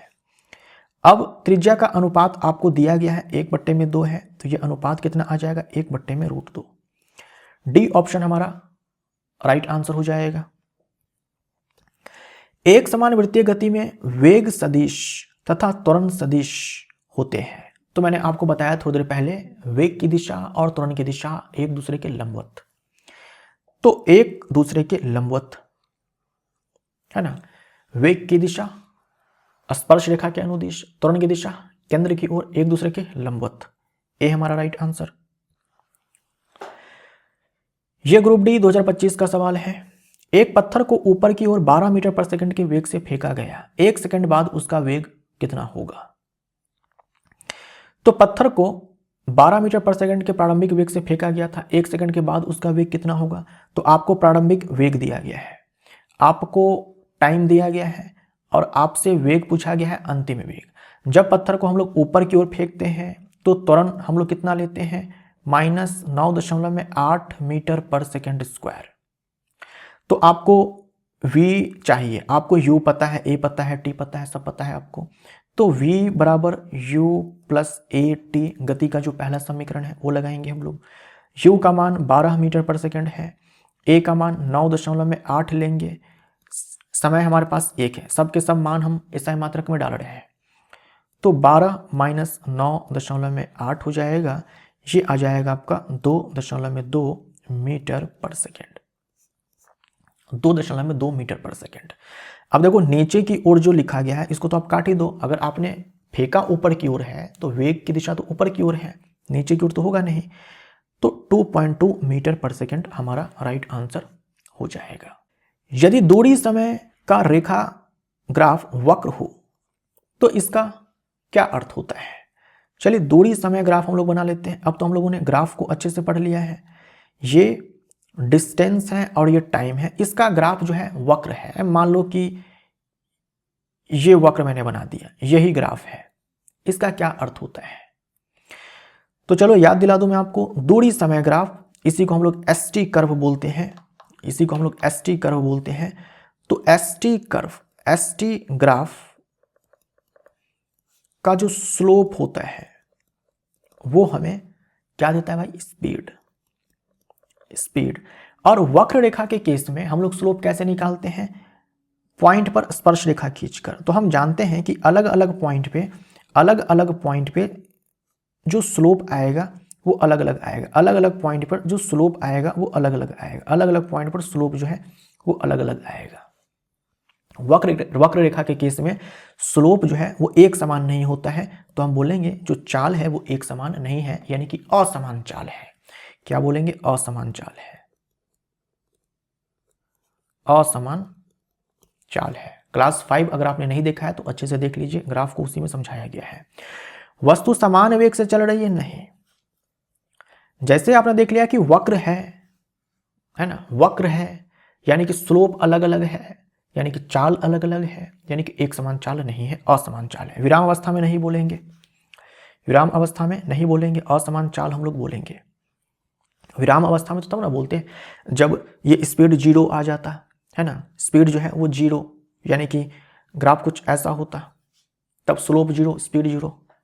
वस्तु असमान वेग से चल रही है बोल सकते हैं, वस्तु की चाल 0 है, गलत हो जाएगा। सी ऑप्शन हमारा राइट आंसर हो जाएगा। किसी वस्तु का प्रारंभिक वेग 12 मीटर पर सेकंड है तथा त्वरण ये है, 1 सेकंड बाद उसका अंतिम वेग कितना होगा? तो v बराबर u प्लस ए टी करेंगे। ये भी 2025 का सवाल है। u का मान 12 मीटर पर सेकंड है, a का मान 9.8 आपको दिया गया है, समय 1 दिया हुआ है। तो 12 प्लस 9.8 हो जाएगा, ये आ जाएगा 21.8 मीटर पर सेकंड। सी ऑप्शन हमारा राइट आंसर। यह भी 2025 में पूछा गया है। औसत चाल की प्रकृति का सही वर्णन कौन सा है? औसत चाल यह केवल विस्थापन पर निर्भर करती है, गलत हो जाएगा।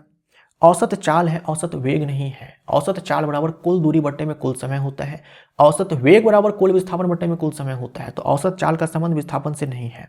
यह एक सदिश राशि है, गलत हो जाएगा। वेग सदिश राशि है, औसत वेग सदिश राशि आप बोल सकते हो, चाल नहीं। यह कुल चली गई दूरी को कुल समय से भाग देने पर प्राप्त होती है और एक अदिश राशि है, बिल्कुल सही है। औसत चाल बराबर कुल दूरी बट्टे में कुल समय होता है, सब हम लोग बात कर चुके हैं। सी ऑप्शन राइट हो जाएगा। और चाल अपने आप में अदिश राशि है, चाहे औसत हो चाहे कोई से भी चाल हो। यह हमेशा तात्कालिक चाल के बराबर होती है, गलत हो जाएगा। तात्कालिक चाल के बराबर नहीं होती है। तात्कालिक चाल का मतलब होता है किसी इंस्टेंट में कितनी चाल है। जैसे आप बाइक चलाते हो तो स्पीडोमीटर में आप स्पीड देखते हो। जिस क्षण आपके बाइक की जो स्पीड है वो स्पीड आप देखते हो, वो होता है इंस्टेंटेनियस स्पीड, कि किसी इंस्टेंट पर आपकी स्पीड कितनी है ना। इंस्टेंटेनियस स्पीड का मतलब किसी इंस्टेंट पर आपकी स्पीड कितनी है। बाइक चलाते हो, जिस समय जो बाइक की चाल होती है वो चाल आप देखते हो स्पीडोमीटर में। अब कहा जा रहा है कि जो औसत चाल है हमेशा तात्कालिक चाल के बराबर होती है, हमेशा इंस्टेंटेनियस स्पीड के बराबर होती है। तो ऐसा नहीं है। जो औसत चाल है वो तात्कालिक चाल के बराबर हो सकती है, लेकिन कब? एक समान चाल में। अगर आपने बाइक की स्पीड बदली ही नहीं, आप अपने घर से आप गए मार्केट, ठीक है, आप अपने घर से आप मार्केट जाते हैं, कहीं भी जाते हैं, आप अपने घर से कहीं भी जाते हैं, पढ़ने जाते हैं, मार्केट जाते हैं, दोस्त से मिलने जाते हैं, आप अपने बाइक की स्पीड चेंज ही नहीं करते हो। आप अपने बाइक की स्पीड जो है 50 किलोमीटर पर आवर पर रखते हो, पूरे टाइम 50 किलोमीटर पर आवर पर। तो आप किसी भी इंस्टेंट आप अपने स्पीडोमीटर में देखेंगे, बाइक की स्पीड आपको इतनी ही दिखेगी। और औसत चाल भी अगर आपसे पूछा जाए तो भी आप इतना ही बताएंगे, भाई पूरे टाइम आप 50 किलोमीटर पर आवर से ही चले हैं। तो इंस्टेंटेनियस स्पीड बोल दे या फिर औसत स्पीड, एवरेज स्पीड बोल दे, दोनों बराबर ही होंगे। लेकिन अगर आपने स्पीड को ऊपर नीचे किया है, वैसे केस में इंस्टेंटेनियस स्पीड जो है एवरेज स्पीड के बराबर नहीं आएगा, ठीक। क्योंकि इंस्टेंटेनियस स्पीड तो बहुत सारे होंगे ना, कोई एक मान थोड़ी होगा, वो तो अलग अलग टाइम पे अलग अलग रही होगी। तो ये हमेशा तात्कालिक चाल के बराबर नहीं होती है। सी ऑप्शन हमारा राइट आंसर। एक एथलीट 6 मीटर त्रिज्या वाले वृत्ताकार ट्रैक पर 12 सेकंड में एक पूरा चक्कर लगाकर उसी प्रारंभिक बिंदु पर लौट आता है। उसका औसत वेग क्या होगा? तो औसत वेग यानी कि एवरेज वेलोसिटी बराबर क्या होता है? टोटल डिस्टेंस, गलत हो जाएगा, टोटल डिस्प्लेसमेंट बट्टे में टोटल टाइम। अब एक पूरा चक्कर लगाने में पिंड जहां से चलता है वहीं पर लौट आता है। अगर प्रारंभिक स्थिति और अंतिम स्थिति वो दोनों एक समान हो जाए तो विस्थापन 0 हो जाएगा। समय चाहे जितना ले लो आप, औसत वेग 0 आएगा। तो 0 हमारा राइट आंसर हो जाएगा। डी हमारा राइट आंसर। एक समान गति में वेग समय ग्राफ का स्वरूप कैसा होता है? वेग समय ग्राफ का स्वरूप कैसा होता है? और एक समान गति है मतलब वेग में परिवर्तन नहीं हो रहा है, वेग किसी एक पॉइंट पर अटक गया है, वेग किसी एक पॉइंट पर अटक गया है। समय में आप आगे बढ़ते जाओ लेकिन वेग में कोई परिवर्तन नहीं आएगा। तो हम बोलेंगे ना समय अक्ष के समानांतर सीधी रेखा। सी हमारा राइट आंसर हो जाएगा। टेढ़ी मेढ़ी रेखा, वक्र रेखा रहे, वैसे केस में तो क्या हो जाएगा? वेग एक समान नहीं रहेगा, ठीक। सीधी रेखा जब हम बोलते हैं तो हमारा मतलब ऐसे हो सकता है। तो अगर हम ऐसे भी ग्राफ बनाते हैं, सीधी रेखा अगर हम ऐसे बनाते हैं तो समय बदलने से वेग में परिवर्तन होगा। तो फिर काहे का एक समान वेग? हमसे तो बोल रखा है एक समान गति, यानी कि एक समान वेग इस वाले केस में। तो समय अक्ष के समानांतर हम लोग बोलेंगे। सी हमारा राइट आंसर। ये ग्रुप डी 2025 का सवाल। एक सड़क पर समान गति से चलते वाहन के लिए जब वेग समय के साथ अपरिवर्तित रहता है, जब वेग समय के साथ अपरिवर्तित रहता है, वेग समय के साथ नहीं बदलता है, यानी कि एक समान वेग है, एक समान वेग है, तब वेग समय ग्राफ कैसा होगा? जस्ट हम लोगों ने देखा एक समान वेग है, एक समान वेग है तो वेग और समय का ग्राफ कैसा होगा? एक समान वेग है मतलब किसी एक वेग पर ग्राफ जो है, किसी एक वेग पर किसी एक वेग पर जो है ये मान अटक जाएगा। जो वाहन है किसी एक वेग के मान पर अटक जाएगा, समय बढ़ता जाएगा लेकिन वेग नहीं बदलेगा। तो हम बोलेंगे समय अक्ष के समानांतर सीधी रेखा। ए हमारा राइट आंसर हो जाएगा। ये भी ग्रुप डी 2025 का सवाल है। एक पत्थर को डोरी से बांधकर वृत्तीय गति में घुमाया जाए और अचानक छोड़ दिया जाए तो वह किस दिशा में गति करेगा? अब पत्थर को आप ऐसे घुमा रहे हो, अचानक से आप छोड़ देंगे तो क्या हो जाएगा? तनाव बल शून्य हो जाएगा ना। आपने छोड़ ही दिया, ऐसे घुमा रहे थे, रस्सी में तनाव बल था, रस्सी में तनाव बल था जो कि अभिकेंद्रीय बल के बराबर था। पत्थर वृत्ताकार पथ पर घूम रहा था। अब जैसे आपने रस्सी को छोड़ दिया, जो रस्सी में तनाव बल है वो जीरो हो गया, यानी कि अभिकेंद्रीय बल जीरो हो गया। अभिकेंद्रीय बल जीरो हो जाएगा तो क्या हो जाएगा? जिस समय रस्सी छोड़ा गया उस समय पत्थर जिस पॉइंट पर था वहां पर स्पर्श रेखा आप खींचेंगे, वही वेग की दिशा, पत्थर उसी दिशा में जाएगा। तो हम बोलेंगे वृत्त की स्पर्श रेखा की दिशा में। सी हमारा राइट आंसर हो जाएगा। सी हमारा राइट आंसर हो जाएगा। ये सब हम लोग जो है अच्छे से समझ चुके हैं आज की इस क्लास में। वेग समय ग्राफ के नीचे का क्षेत्रफल क्या दर्शाता है? वेग समय ग्राफ के नीचे का क्षेत्रफल क्या दर्शाता है? ये वेग है, ये समय है। मान लीजिए कि ये ग्राफ है, ये ग्राफ है और हमें ये मान लीजिए कि t1 टाइम है और ये जीरो है, ये जीरो टाइम है, ये t1 टाइम है। तो जीरो से लेकर के t1 टाइम में आपसे पूछा जाए कि डिस्प्लेसमेंट क्या है? डिस्प्लेसमेंट क्या है? जैसे कोई कार चल रही थी, जीरो से t1 टाइम तक कार चली है ना। तो अपने उसके पास कुछ ना कुछ वेग है, कुछ ना कुछ स्पीड है, लेकिन कुछ ना कुछ डिस्प्लेसमेंट भी तो हुआ। वो डिस्प्लेसमेंट आप कैसे निकालेंगे? तो भाई कैसे निकालते हैं? ये जो वेग समय का जो ग्राफ है और ये जो समय एक्सिस है, t1 टाइम तक पूछा है तो हम लोग केवल t1 टाइम तक का ही एक्सिस उठाएंगे। और ये जो एरिया बना, इसी एरिया का जो मान होगा वही आपको डिस्प्लेसमेंट दे देगा। अगर मान लीजिए वेग के स्थान पर चाल होता, चाल समय ग्राफ, तो यही एरिया आपको डिस्टेंस जो है देता। तो विस्थापन हम लोग बोलेंगे, है ना। देखो वेलोसिटी टाइम बोल रखा है तो दूरी नहीं बोलेंगे। स्पीड टाइम होता तो हम लोग दूरी बोलते हैं। बी ऑप्शन राइट आंसर हो जाएगा। इस बार पूछा गया आपके एग्जाम में। ये एरिया है डिस्प्लेसमेंट। निम्नलिखित में से कौन सा वृत्तीय गति का उदाहरण है? तो वृत्तीय पथ पर गति हो तो वृत्तीय गति का उदाहरण है। सीधी रेखा पर चलती कार, अब सीधी रेखा है तो काहे की वृत्तीय गति? ऊपर गिरता हुआ पत्थर, ऊपर से गिरता हुआ पत्थर, तो ऊपर से किसी पत्थर को गिराएंगे तो स्ट्रेट लाइन में नीचे की ओर पत्थर आएगा सीधी रेखा में। पृथ्वी के चारों ओर किसी उपग्रह की गति वृत्तीय गति का उदाहरण है। एक समान वृत्तीय गति का उदाहरण है। सीधी रेखा में दौड़ता खिलाड़ी, सीधी रेखा जब बोल रखा है तो काहे का वृत्तीय गति? सी ऑप्शन हमारा राइट आंसर हो जाएगा। यह भी इस बार पूछा गया आपके एग्जाम में। एक समान गति के संदर्भ में निम्नलिखित में से कौन सा कथन गलत है? एक समान गति, एक समान गति, एक समान गति, एक समान गति के लिए दूरी समय ग्राफ ये है। समान समय अंतराल में समान दूरी चली जाए तो उसे हम एक समान गति बोलेंगे। पिंड समान समय अंतरालों में समान दूरी तय करता है, सही है। त्वरण शून्य होता है, बिल्कुल त्वरण शून्य हो जाएगा। गति एक समान है, यहाँ पर गति एक समान है और त्वरण की बात की गई, यानी कि वेग एक समान आप बोलेंगे तो त्वरण जीरो हो जाएगा। स्टेटमेंट सही है। गति समय के साथ नहीं बदलेगी, ये कथन गलत हो जाएगा। गति एक समान रहेगी तभी तो एक समान बोलेंगे ना।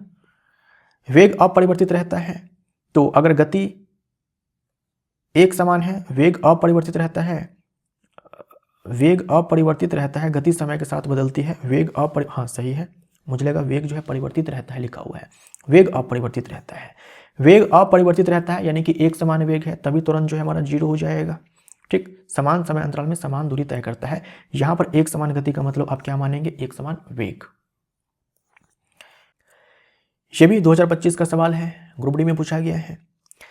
एक लड़की 40 मीटर लंबा पुल पार करने के बाद वापस घूमकर उसी स्थान पर आ जाती है। कुल चलने की दूरी 80 मीटर है, बताइए उसका विस्थापन कितना होगा। तो ये लंबा पुल है, मान लीजिए लड़की यहाँ से ऐसे जाती है, यहाँ पर पहुँचती है, फिर घूम करके यहीं पर चली आती है। तो जैसे ही प्रारंभिक स्थिति और अंतिम स्थिति एक समान हो जाए, हम बोलेंगे डिस्प्लेसमेंट इसका 0 हो गया। भले डिस्टेंस जाने में 80 मीटर, अच्छा कुल चलने की दूरी 80 मीटर है, भले ये 80 मीटर चली है, लेकिन विस्थापन तो इसका 0 हो जाएगा। क्योंकि विस्थापन 0 हो जाएगा तो विस्थापन ही पूछ रखा है, 0 हो जाएगा। औसत वेग पूछा जाता तो भी हमारा आंसर 0 ही आता, क्योंकि विस्थापन बट्टे में समय होता, विस्थापन 0 तो औसत वेग भी 0। ये टेक्नीशियन ग्रेड 3 में पूछा गया था 2024 में। पृथ्वी के परितः यानी कि चारों ओर चंद्रमा की गति किस बल के कारण होती है? तो हम क्या बोलेंगे? अभिकेंद्रीय बल के कारण होती है। और इस वाले केस में अभिकेंद्रीय बल कौन सा बल प्रदान करता है? तो गुरुत्वाकर्षण बल प्रदान करता है। यदि 20 मीटर पर सेकंड के वेग से यात्रा कर रही एक रेलगाड़ी 4 मीटर पर सेकंड स्क्वायर का एक समान त्वरण उत्पन्न होता है, तो 5 सेकंड में इसके वेग का मान क्या होगा? यानी आपको देखो, ये जो प्रारंभिक चाल है वो दी गई है, आपको त्वरण दिया गया है, आपको समय दिया गया है और आपसे अंतिम वेग पूछा गया है। तो गति का पहला समीकरण लगाएंगे, v बराबर u plus A T.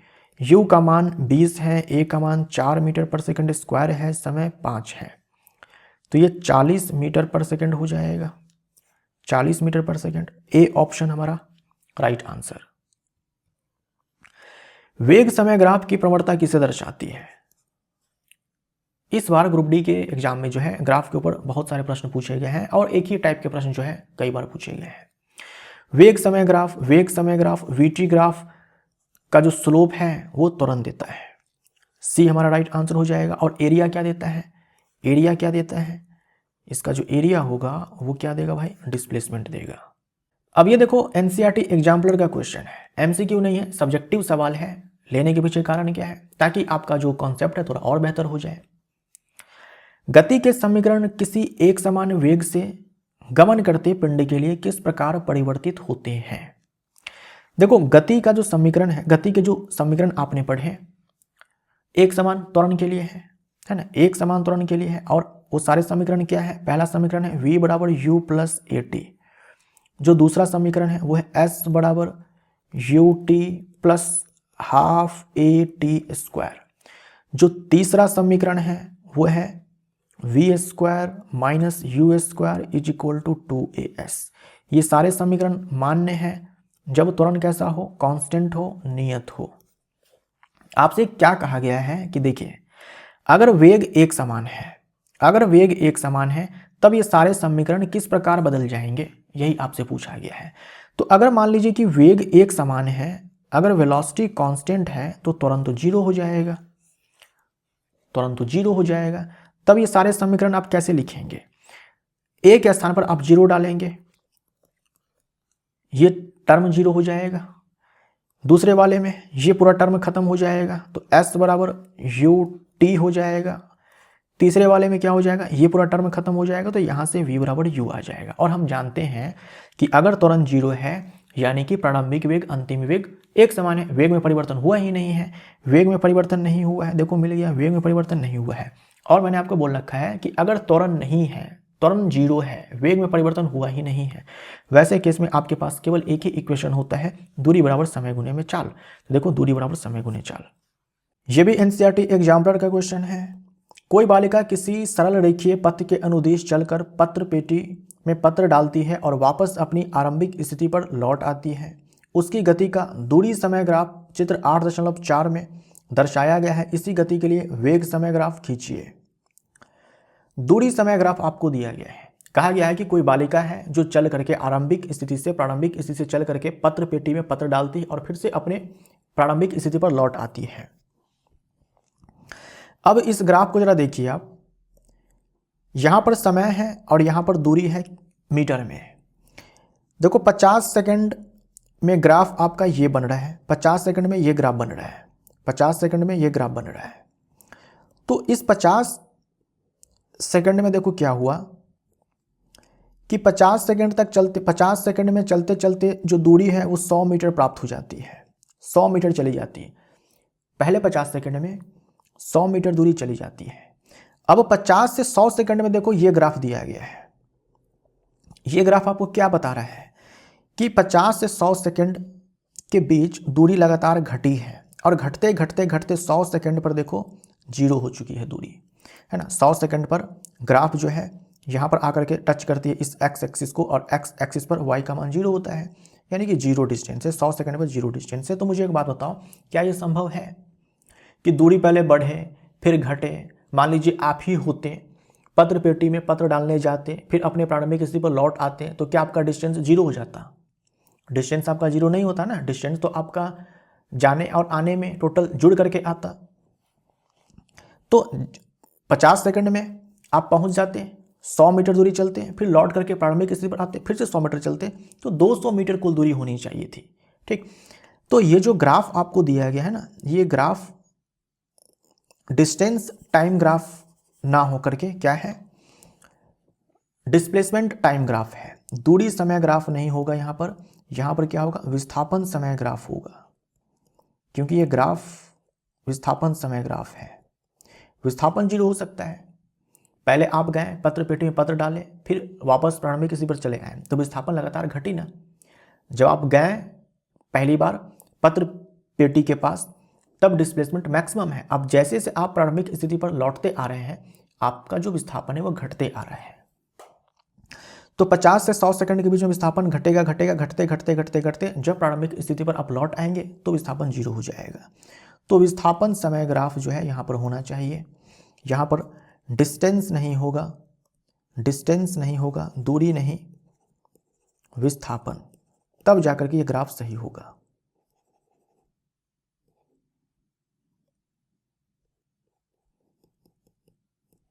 Right, विस्थापन,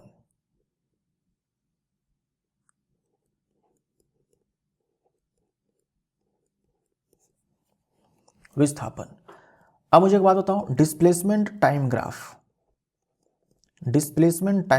ग्राफ यानी कि एसटी ग्राफ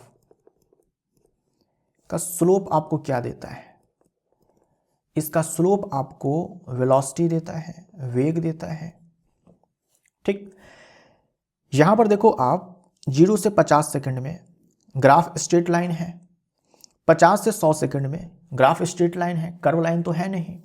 अब 0 से 50 सेकंड में स्ट्रेट लाइन है, 50 से 100 सेकंड में स्ट्रेट लाइन है, यानी एक बात तो हमें समझ में आ रही है कि जो स्लोप है 0 से 50 सेकंड में वो कांस्टेंट है, 50 से 100 सेकंड में वो कांस्टेंट है, भले मान कुछ भी हो लेकिन कांस्टेंट है। तो यहां पर आप एंगल चेक करो,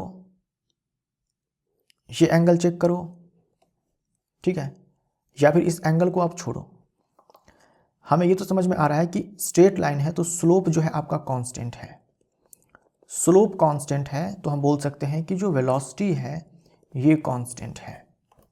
मतलब वेलोसिटी का जो परिमाण है वो चेंज नहीं हो रहा है। वेलोसिटी का जो परिमाण है ना, मैं यहाँ पर परिमाण की बात कर रहा हूँ। स्लोप का जो परिमाण है वो चेंज नहीं हो रहा है, स्लोप का जो परिमाण है वो चेंज नहीं हो रहा है। हमें क्या करना है कि वेग समय ग्राफ खींचना है, हमें वेग समय ग्राफ खींचना है। इसी के लिए वेग समय ग्राफ खींचना है। ये वेग है, ये समय है, समय 100 सेकंड तक, ये 50 सेकंड है ना। इसी 100 सेकंड तक का अपने को ग्राफ चाहिए, लेकिन वेग समय ग्राफ है ये। तो 0 से 50 सेकंड में मुझे एक बात बताओ कि स्लोप क्या है। तो आप बोलेंगे कि स्लोप जो है वो पॉजिटिव है। अगर स्लोप पॉजिटिव है तो क्या हम ये बोल सकते हैं कि जो वेलोसिटी है वो पॉजिटिव है। उसके बाद 50 से 100 सेकंड में देखो ये जो एंगल आपको आएगा, अभी देखो ये एंगल कैसा है, न्यून कोण है, 90 से छोटा है तो स्लोप पॉजिटिव आएगा। यहाँ पर देखिए तो ये एंगल जो है ऑब्ट्यूज एंगल है, 90 से 100 के बीच में है, यानी कि स्लोप जो है ये नेगेटिव आएगा, क्योंकि tan थीटा का मान नेगेटिव आएगा। स्लोप नेगेटिव आएगा तो वेलोसिटी नेगेटिव हो जाएगा।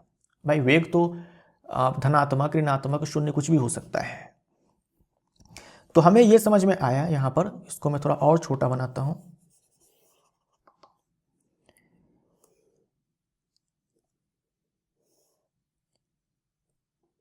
ये वेग है, ये समय है, कि कुछ ग्राफ जो है इस समय अक्ष के ऊपर बनेगा, यानी ये y एक्सिस के ऊपर बनेगा, और कुछ y एक्सिस के नीचे बनेगा, क्योंकि y एक्सिस से ये जो मूल बिंदु है इससे ऊपर की तरफ मान हम लोग धनात्मक लेते हैं, और मूल बिंदु से नीचे हम लोग y पर मान ऋणात्मक लेते हैं। x में हम लोग इधर धनात्मक लेते हैं, इधर ऋणात्मक लेते हैं, तो समय तो ऋणात्मक होता नहीं है, तो इसलिए हम लोग केवल पॉजिटिव x डायरेक्शन में ही मान को डालेंगे। यानी हमें यह समझ में आ रहा है कि 50 सेकंड तक का जो ग्राफ होगा ना, 50 सेकंड तक का जो ग्राफ होगा वो y एक्सिस के ऊपर होगा, और 50 सेकंड से 100 सेकंड का जो ग्राफ होगा वो y एक्सिस से नीचे होगा, y एक्सिस से नीचे होगा।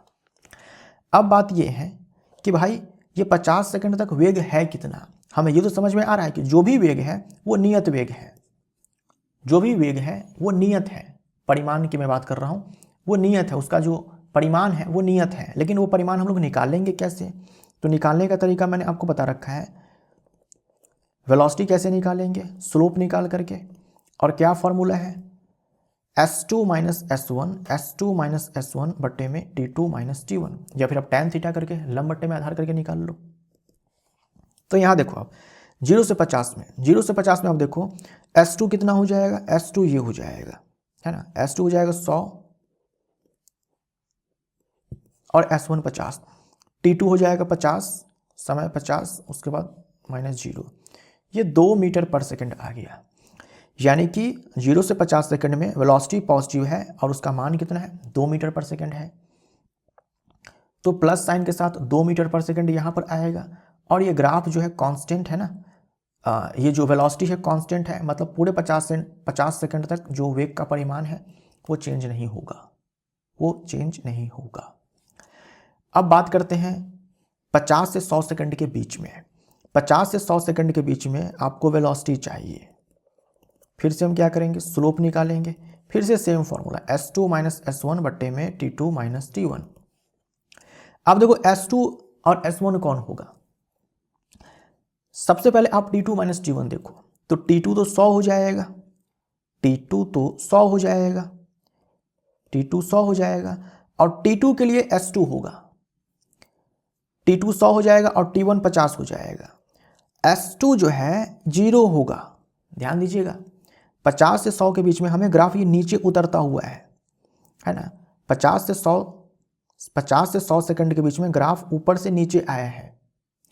तो बाद में कौन सा पॉइंट आया, बाद में ये पॉइंट आया जो 100 सेकंड पर है, उस समय S2 कितना है, 0 है, और S1 जो है ये 100 है ना। 50 सेकंड पर जो S का मान होगा वो इस इंटरवल के लिए S1 होगा, और 100 सेकंड पर जो S का मान होगा वो इस इंटरवल के लिए S2 होगा। तो ये कितना आया, ये आपका आ गया -2 मीटर पर सेकंड। यानी ये मान जो है y एक्सिस पर मूल बिंदु के नीचे है, और ये ग्राफ क्या हम लोग यहां से खींचेंगे, नहीं, ये तो मान 50 सेकंड के बाद आया है ना, ये मान 50 सेकंड के बाद आया है। तो ये आपका ग्राफ बना, ये आपका ग्राफ बना, ठीक है। वेलोसिटी टाइम ग्राफ जो है पूछा गया था, वेलोसिटी टाइम ग्राफ पूछा गया था, वेलोसिटी टाइम ग्राफ पूछा गया था। तो पहले 50 सेकंड में वेलोसिटी कांस्टेंट है, 2 मीटर पर सेकंड, पॉजिटिव है। फिर 50 से 100 सेकंड में वेलोसिटी जो है नेगेटिव है, -2 मीटर पर सेकंड, इसलिए ग्राफ जो है नीचे बना है। तो ये सवाल आपके एग्जाम में आएगा नहीं, लेकिन आप कॉन्सेप्ट सीखते हैं, है ना, बनाने से कॉन्सेप्ट सीखते हैं। वेलोसिटी कब पॉजिटिव है नेगेटिव है, स्लोप कब पॉजिटिव है नेगेटिव है, कैसे हम लोग वेग का मान निकालेंगे, ये सब कॉन्सेप्ट सीखना आपके लिए ज़रूरी है, ताकि आप एग्जाम में ऑब्जेक्टिव सवाल को बना पाए। तो इसीलिए मैं इस तरह के प्रश्न जो है आपको करवा देता हूँ, ताकि ये सब बनाने के क्रम में आप बहुत कुछ सीखेंगे और बहुत कुछ आपको याद भी आएगा जो आप पहले पढ़ चुके हैं। किसी साइकिल सवार की गति को वेग समय ग्राफ में दर्शाया गया है, वेग समय ग्राफ है। इस गति का त्वरण, वेग तथा 15 सेकंड में साइकिल सवार द्वारा तय की गई दूरी ज्ञात कीजिए। अब यहां पर देखो ये वेग समय ग्राफ है। वेग समय ग्राफ में आपने क्या पढ़ा? वेग समय ग्राफ का जो स्लोप होता है वो आपको क्या देता है? इसका जो स्लोप होता है वो आपको त्वरण देता है, वो आपको त्वरण देता है। तो ये वेग समय ग्राफ आपको मिला है जो यहां पर दिखाया गया, ये वेग समय ग्राफ है। तो वेग समय ग्राफ जो है स्ट्रेट लाइन है, ठीक। और क्या ये जो लाइन है, ये जो ग्राफ है, क्या एक्स एक्सिस के साथ कोई एंगल बना रहा है? नहीं, तो स्लोप 0, ठीक। तो इस गति का त्वरण, तो भाई इस गति का त्वरण कैसा? 0, ठीक। वेग क्या है? तो देख लो यहां पर वेग तो आपको दिखाया ही है, 20 मीटर पर सेकंड है। समय जो है सेकंड में है और वेग मीटर पर सेकंड में है, तो जो वेग है वो 20 मीटर पर सेकंड है। आपसे 15 सेकंड में साइकिल सवार द्वारा की गई दूरी ज्ञात कीजिए। वेग समय ग्राफ का जो एरिया होता है समय एक्सिस के साथ, वो आपको डिस्प्लेसमेंट देता है, और डिस्प्लेसमेंट बिल्कुल डिस्टेंस के बराबर हो सकता है अगर स्ट्रेट लाइन में चली गई है तो, ठीक। तो ये आपको क्या निकालना है? यहाँ पर एरिया निकालना है। कितने सेकंड में? 15 सेकंड में। 15 सेकंड में कौन सा एरिया बनेगा? ये हमारा 15 सेकंड है, ये हमारा 15 सेकंड है, ये हमारा 15 सेकंड है। तो ये एरिया जो है आपको यहां पर मिलने वाली है, ये एरिया। इस एरिया को आप निकाल लीजिए, यही डिस्प्लेसमेंट हो जाएगा, यही डिस्टेंस हो जाएगा। डिस्टेंस डिस्प्लेसमेंट हम बराबर क्यों बोलते हैं? क्योंकि स्ट्रेट लाइन में मोशन जब होती है तो। अब यहां पर बोल ही रखा है कि दूरी ज्ञात कीजिए, मतलब स्ट्रेट लाइन में मोशन आपको लेकर के चलना है। तो ये एरिया आयत का क्षेत्रफल हो जाएगा, किसी को लंबाई किसी को चौड़ाई मान लो। अब देखो ये लंबाई आपको चाहिए, ये लंबाई देखने के लिए आप जो है इस y एक्सिस पर, वेग वाले एक्सिस पर देखेंगे, तो 20 माइनस 0 हो जाएगा 20। ये लेंथ देखने के लिए आप इस समय एक्सिस पर देखेंगे, 15 माइनस 0 15 हो जाएगा। तो ये 300 मीटर जो है आपका ये डिस्टेंस आ जाएगा, ठीक। ये भी सब्जेक्टिव सवाल है, लेकिन इस सवाल को बनाने से जो है आपको काफ़ी कुछ याद आ गया होगा। ये एनसीईआरटी बुक का सवाल है। ये चित्र दिया गया है, इसमें 3 वस्तुओं ए, बी और सी के दूरी समय ग्राफ प्रदर्शित है। दूरी समय ग्राफ प्रदर्शित है। ग्राफ का अध्ययन करके निम्न प्रश्नों का उत्तर दीजिए। कहा है तीनों में कौन सबसे तीव्र गति से गतिमान है? मैक्सिमम डिस्टेंस कितना है? 12 किलोमीटर। तो देखो कि सबसे पहले इस 12 किलोमीटर की दूरी पर कौन पहुंचा है। कैसे चेक करेंगे? इस 12 किलोमीटर दूरी पर सबसे कम टाइम में कौन पहुंचा है? सबसे कम टाइम में कौन पहुंचा है ये देखो। तो देखो 12 किलोमीटर की दूरी पर जो B है ये पहुंचा है, जो भी यहाँ पर समय है 1.6 आवर से थोड़ा सा कम है। C जो है 1.6 आवर से ज़्यादा समय लिया है, और A जो है सबसे ज़्यादा समय लिया है। यानी कि 12 किलोमीटर की दूरी पर सबसे पहले जो है ये B पहुंचा है, तो हमारा आंसर क्या हो जाएगा? B हो जाएगा। आप चाहें तो इसको स्लोप से बना सकते हो। दूरी समय ग्राफ का जो स्लोप है, दूरी समय ग्राफ का जो स्लोप होता है वो हमें क्या देता है? वो हमें चाल देता है, स्पीड देता है, ठीक। तो भाई जो ज़्यादा स्पीड से चलेगा वो जल्दी पहुंच जाएगा। तो अब देखो स्लोप कैसे निकालेंगे? ये एंगल चेक करो, ये एंगल मान लीजिए कि θ1 है, ये एंगल आपका θ2 हो जाएगा, ये एंगल आपका θ3 हो जाएगा। तो साफ साफ आप देख पा रहे हो कि जो θb है ना, यानी θb ये है, θb जो है वो बड़ा है, और ये हमारा थीटा, ये हमारा हो जाएगा θc, ये θc है और ये θa है, θc और सबसे कम जो है θa है। यानी सबसे ज़्यादा स्लोप कौन बना रहा है? सबसे ज़्यादा स्लोप B बना रहा है। तो जिसका स्लोप ज़्यादा, उसकी स्पीड अधिक, वो सबसे पहले पहुंचेगा। तो आप स्लोप से भी चेक कर सकते हो। अगला सवाल आपसे पूछा गया है इसमें कि यहां मैं लिख देता हूं, ये हमारा हो जाएगा θb, ये θc और ये θa। अगला सवाल पूछा गया है, क्या ये तीनों किसी भी समय सड़क के एक ही बिंदु पर होंगे या नहीं होंगे? अब देखो ये जो पॉइंट है, इस पॉइंट पर B और C एक दूसरे को काट रहे हैं। इसका मतलब क्या हुआ कि जो भी यहाँ पर डिस्टेंस है, यहाँ पर जो भी डिस्टेंस है, अपने को डिस्टेंस से मतलब नहीं है, हमें यहाँ पर कॉन्सेप्ट केवल देखना है। जो भी यहाँ पर डिस्टेंस है, इतने डिस्टेंस पर ये जो B और C है ये एक साथ थे। यानी ये जो भी टाइम है आवर में, इस टाइम पर दोनों ने समान दूरी चली थी, ये डिस्टेंस चली थी, तो ये बी और सी एक समान है। इस वाले पॉइंट पर आप चेक करेंगे, इस वाले पॉइंट पर ए और बी एक समान है, यानी इस टाइम पर दोनों ने समान दूरी चले हैं और इस पॉइंट पर बी और ए एक समान है। फिर इस वाले पॉइंट पर सी और ए एक समान है, सी और ए एक समान है, लेकिन कोई भी एक ऐसा पॉइंट नहीं है जहां पर ये तीनों ग्राफ एक दूसरे को काटे। जहां पर तीनों ग्राफ एक सबको काट देते हैं, तीनों ग्राफ एक पॉइंट पर मिलते हैं, वो पॉइंट हमारा होता है जब तीनों एक साथ मिलते हैं।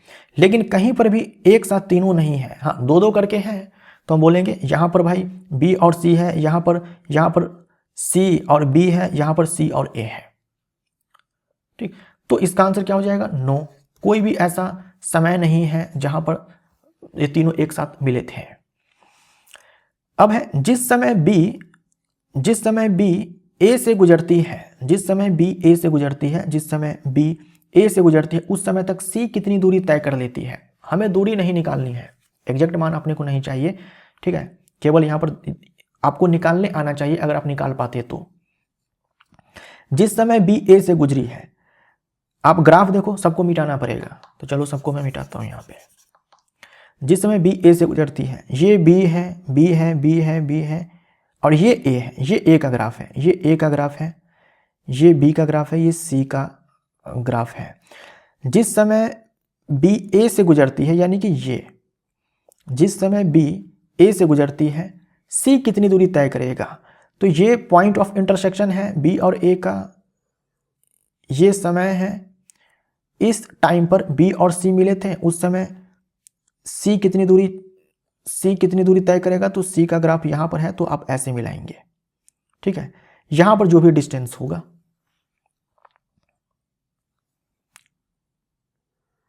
यहां पर जो भी डिस्टेंस होगा 8 किलोमीटर से कम है, ठीक। मान नहीं निकालना है, केवल आपको चेक करने आना चाहिए। अब है जिस समय बी सी से गुजरती है, जिस समय बी सी से गुजरती है, सी यहां है, ये बी और सी आपस में यहां पर मिल रहे हैं, तो जिस समय बी सी से गुजरती है, उस समय तक यह कितनी दूरी तय कर लेती है। जिस समय बी सी से गुजरती है, उस समय तक यह कितनी दूरी तय कर लेती है, यानी ये डिस्टेंस आपको चाहिए। मतलब जिस समय बी और सी मिले थे ना, उस समय कितनी दूरी चल ली गई थी, वो दूरी चाहिए, तो यहां पर आएगा 4 किलोमीटर से ज़्यादा, ठीक। तो ऐसे जो है आपको ग्राफ में चेक करना होता है, मान अपने को नहीं चाहिए। ये एक बॉक्स का मान कैलकुलेट करके जो है नंबर ऑफ बॉक्स से मल्टीप्लाई करके इस तरह से मान निकलेगा, तो अपने को चाहिए नहीं, ये ग्राफ पेपर पर बनाने के बाद बनेगा। एक और सवाल है यहाँ पर भी हमें एग्जैक्ट मान जो है नहीं निकालना है, केवल यहाँ पर कॉन्सेप्ट आप देख लो। ये चाल समय ग्राफ आपको दिया गया है, तो पहले 4 सेकंड में कार कितनी दूरी तय करती है, पहले 4 सेकंड में कार कितनी दूरी तय करती है। इस अवधि में कार द्वारा तय की गई दूरी को ग्राफ में छायांकित क्षेत्र द्वारा दर्शाइए। पहले 4 सेकंड में, पहले 4 सेकंड का आप ग्राफ चेक कर दो कि कौन सा बन रहा है। पहले 4 सेकंड, ये 4 सेकंड है, तो पहले 4 सेकंड में ग्राफ आपका कौन सा बनेगा, तो पहले 4 सेकंड में ग्राफ आपका ये बन रहा है, ये वाला ग्राफ बन रहा है, ठीक है, ये ग्राफ बन रहा है पहले 4 सेकंड में।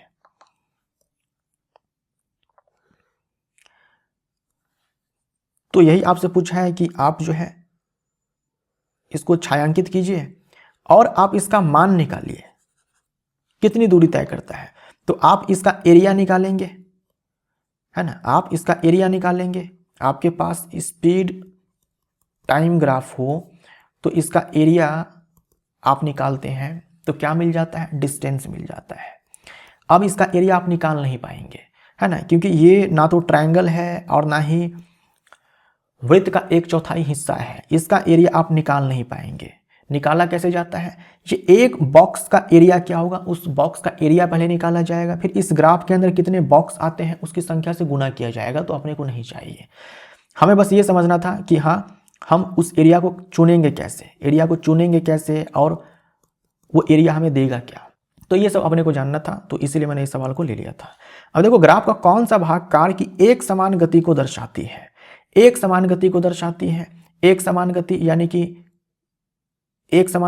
कि त्वरण जो है समय के साथ जो है गति में परिवर्तन नहीं होना चाहिए। तो यहाँ पर आप देखो ना, ये ग्राफ देखो स्ट्रेट लाइन है, यहाँ पर जो भी स्पीड है वो कांस्टेंट है, स्पीड वही है, समय में हम आगे बढ़ते जा रहे हैं। 6 से 10 सेकंड में हम देखो समय में आगे बढ़ते जा रहे हैं 6 से 10 सेकंड में। ग्राफ देखो, ग्राफ को ध्यान से देखो तो स्पीड में कोई चेंज नहीं आ रहा है, स्पीड में कोई चेंज नहीं आ रहा है। यहाँ पर तुरंत आपको 0 हो जाएगा। वेलोसिटी टाइम ग्राफ का जो स्लोप होता है वो आपको तुरंत देगा, तो स्लोप यहाँ पर 0 आएगा, तुरंत आपको 0 मिलेगा।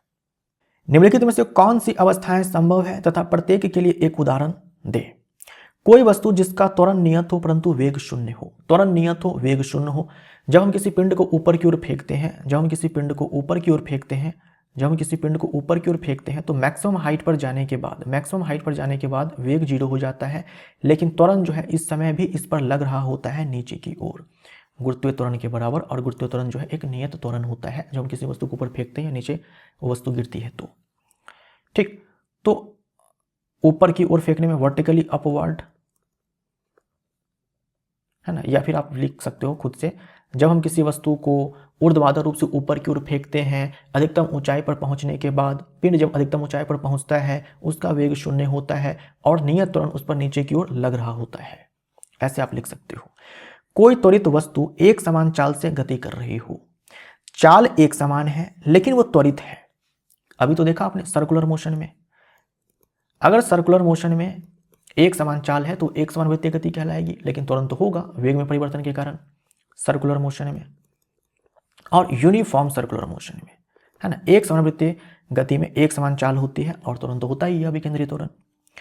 कोई वस्तु किसी निश्चित दिशा में गति कर रही हो तथा त्वरण उसके लंबवत हो, निश्चित दिशा में गति कर रही हो और त्वरण उसके लंबवत हो, तो मान लीजिए वृत्तीय गति हो रही है और पिंड यहां पर है, तब इसके वेग की दिशा ये होगी, इसके वेग की दिशा ये होगी, ये वेग की दिशा है और त्वरण जो है केंद्र की ओर। ठीक, तो यहां भी आंसर क्या हो जाएगा, सर्कुलर मोशन। Circular motion. किसी गतिशील पिंड के लिए एक पिंड है जो गतिशील है, किसी दिए गए समय अंतराल में विस्थापन 0 है, किसी टाइम इंटरवल में डिस्प्लेसमेंट 0 है, क्या इसके द्वारा चली गई दूरी भी 0 होगी? अपने उत्तर की पुष्टि कीजिए। तो ऐसा नहीं है। अगर पिंड गतिशील है तो डिस्टेंस जो है 0 नहीं, संभव नहीं है ना। अगर पिंड गतिशील है तो डिस्टेंस जो है, दूरी जो है वो 0 संभव नहीं है, विस्थापन संभव है। ठीक है, तो गतिशील पिंड के द्वारा चली गई दूरी कभी भी 0 नहीं होती है, लेकिन विस्थापन जो है 0 हो सकता है, विस्थापन 0 हो सकता है। तो जब एक वस्तु की प्रारंभिक स्थिति और अंतिम स्थिति एक समान हो जाए, वैसे केस में विस्थापन 0 हो जाता है, लेकिन चली गई दूरी वो 0 नहीं होती है। तो दोस्तों मोशन चैप्टर इस क्लास 6 के साथ समाप्त होता है। मोशन चैप्टर के अंदर हम लोगों ने 6 क्लास पढ़े हैं, लगभग 6 साढ़े 6 घंटे का क्लास होगा टोटल मिलाने पर मुझे लगता है। स्पेशली मैं मोशन चैप्टर को ज़्यादा डिटेल में पढ़ाता हूँ क्योंकि मोशन चैप्टर ना आधार है, बेस है आपके आने वाले कुछ चैप्टर्स के। इसी में हम लोग दूरी विस्थापन में अंतर समझते हैं, वेग और चाल में अंतर को समझते हैं, वरना पता चलता है कि पूरा फिजिक्स खत्म कर लिया और वेग और चाल में अंतर ही नहीं पता है, दूरी विस्थापन में अंतर ही नहीं पता है ना। स्लोप कैसे निकालेंगे, एरिया कैसे निकालेंगे, सर्कुलर मोशन में वेलोसिटी का डायरेक्शन क्या होता है, सेंट्रीपिटल फोर्स का डायरेक्शन क्या होता है, ये सारे जो पॉइंट्स हैं जब तक आपके अच्छे नहीं होंगे फिजिक्स में आप जो है कॉन्फिडेंट फील नहीं करेंगे। और ये सब हमें मोशन चैप्टर में ही मजबूत करना होता है, क्योंकि भले ही हम लोग यूनिट एंड मेजरमेंट पहला चैप्टर बताते हैं, लेकिन मेन आपका जो पहला चैप्टर होता है ये मोशन चैप्टर ही होता है। अगर पहला ही चैप्टर आपका कमजोर हो जाएगा, पहला चैप्टर ही आपको उड़ने लगेगा, समझ में नहीं आएगा, तो बाकी सारे चैप्टर्स को समझने में आपको मजा भी नहीं आएगा और पढ़ने का फिर दिल भी नहीं करेगा। इसीलिए मोशन चैप्टर को जो है मैं बहुत ही मजे के साथ डिटेल में करवाता हूँ। जहाँ जितनी रिक्वायरमेंट है वहाँ पर आपको उतनी कराई जाएगी मेरे द्वारा। फिजिक्स के अब तक हम लोगों ने 2 चैप्टर्स पूरे किए हैं, ये 2 चैप्टर्स हम लोगों ने पूरे किए हैं। अब आने वाले ये सारे जो चैप्टर्स हैं इनको देखने के लिए आप हमारे ऐप पर जा कर के साइंस है ना, रेलवे स्पेशल साइंस के कोर्स को ज्वाइन कर सकते हो। सारे चैप्टर्स हम लोग बड़े मज़े के साथ पढ़ेंगे, सब कुछ अच्छे से समझेंगे, और जब आपके एग्जाम में सवाल आएगा आप ही खुद बोलेंगे क्या ही हलवा सवाल पूछ दिया है ना, इतना आसान सवाल कौन पूछता है। तो चलिए मिलते हैं हम लोग अगले चैप्टर में। Thank you so much.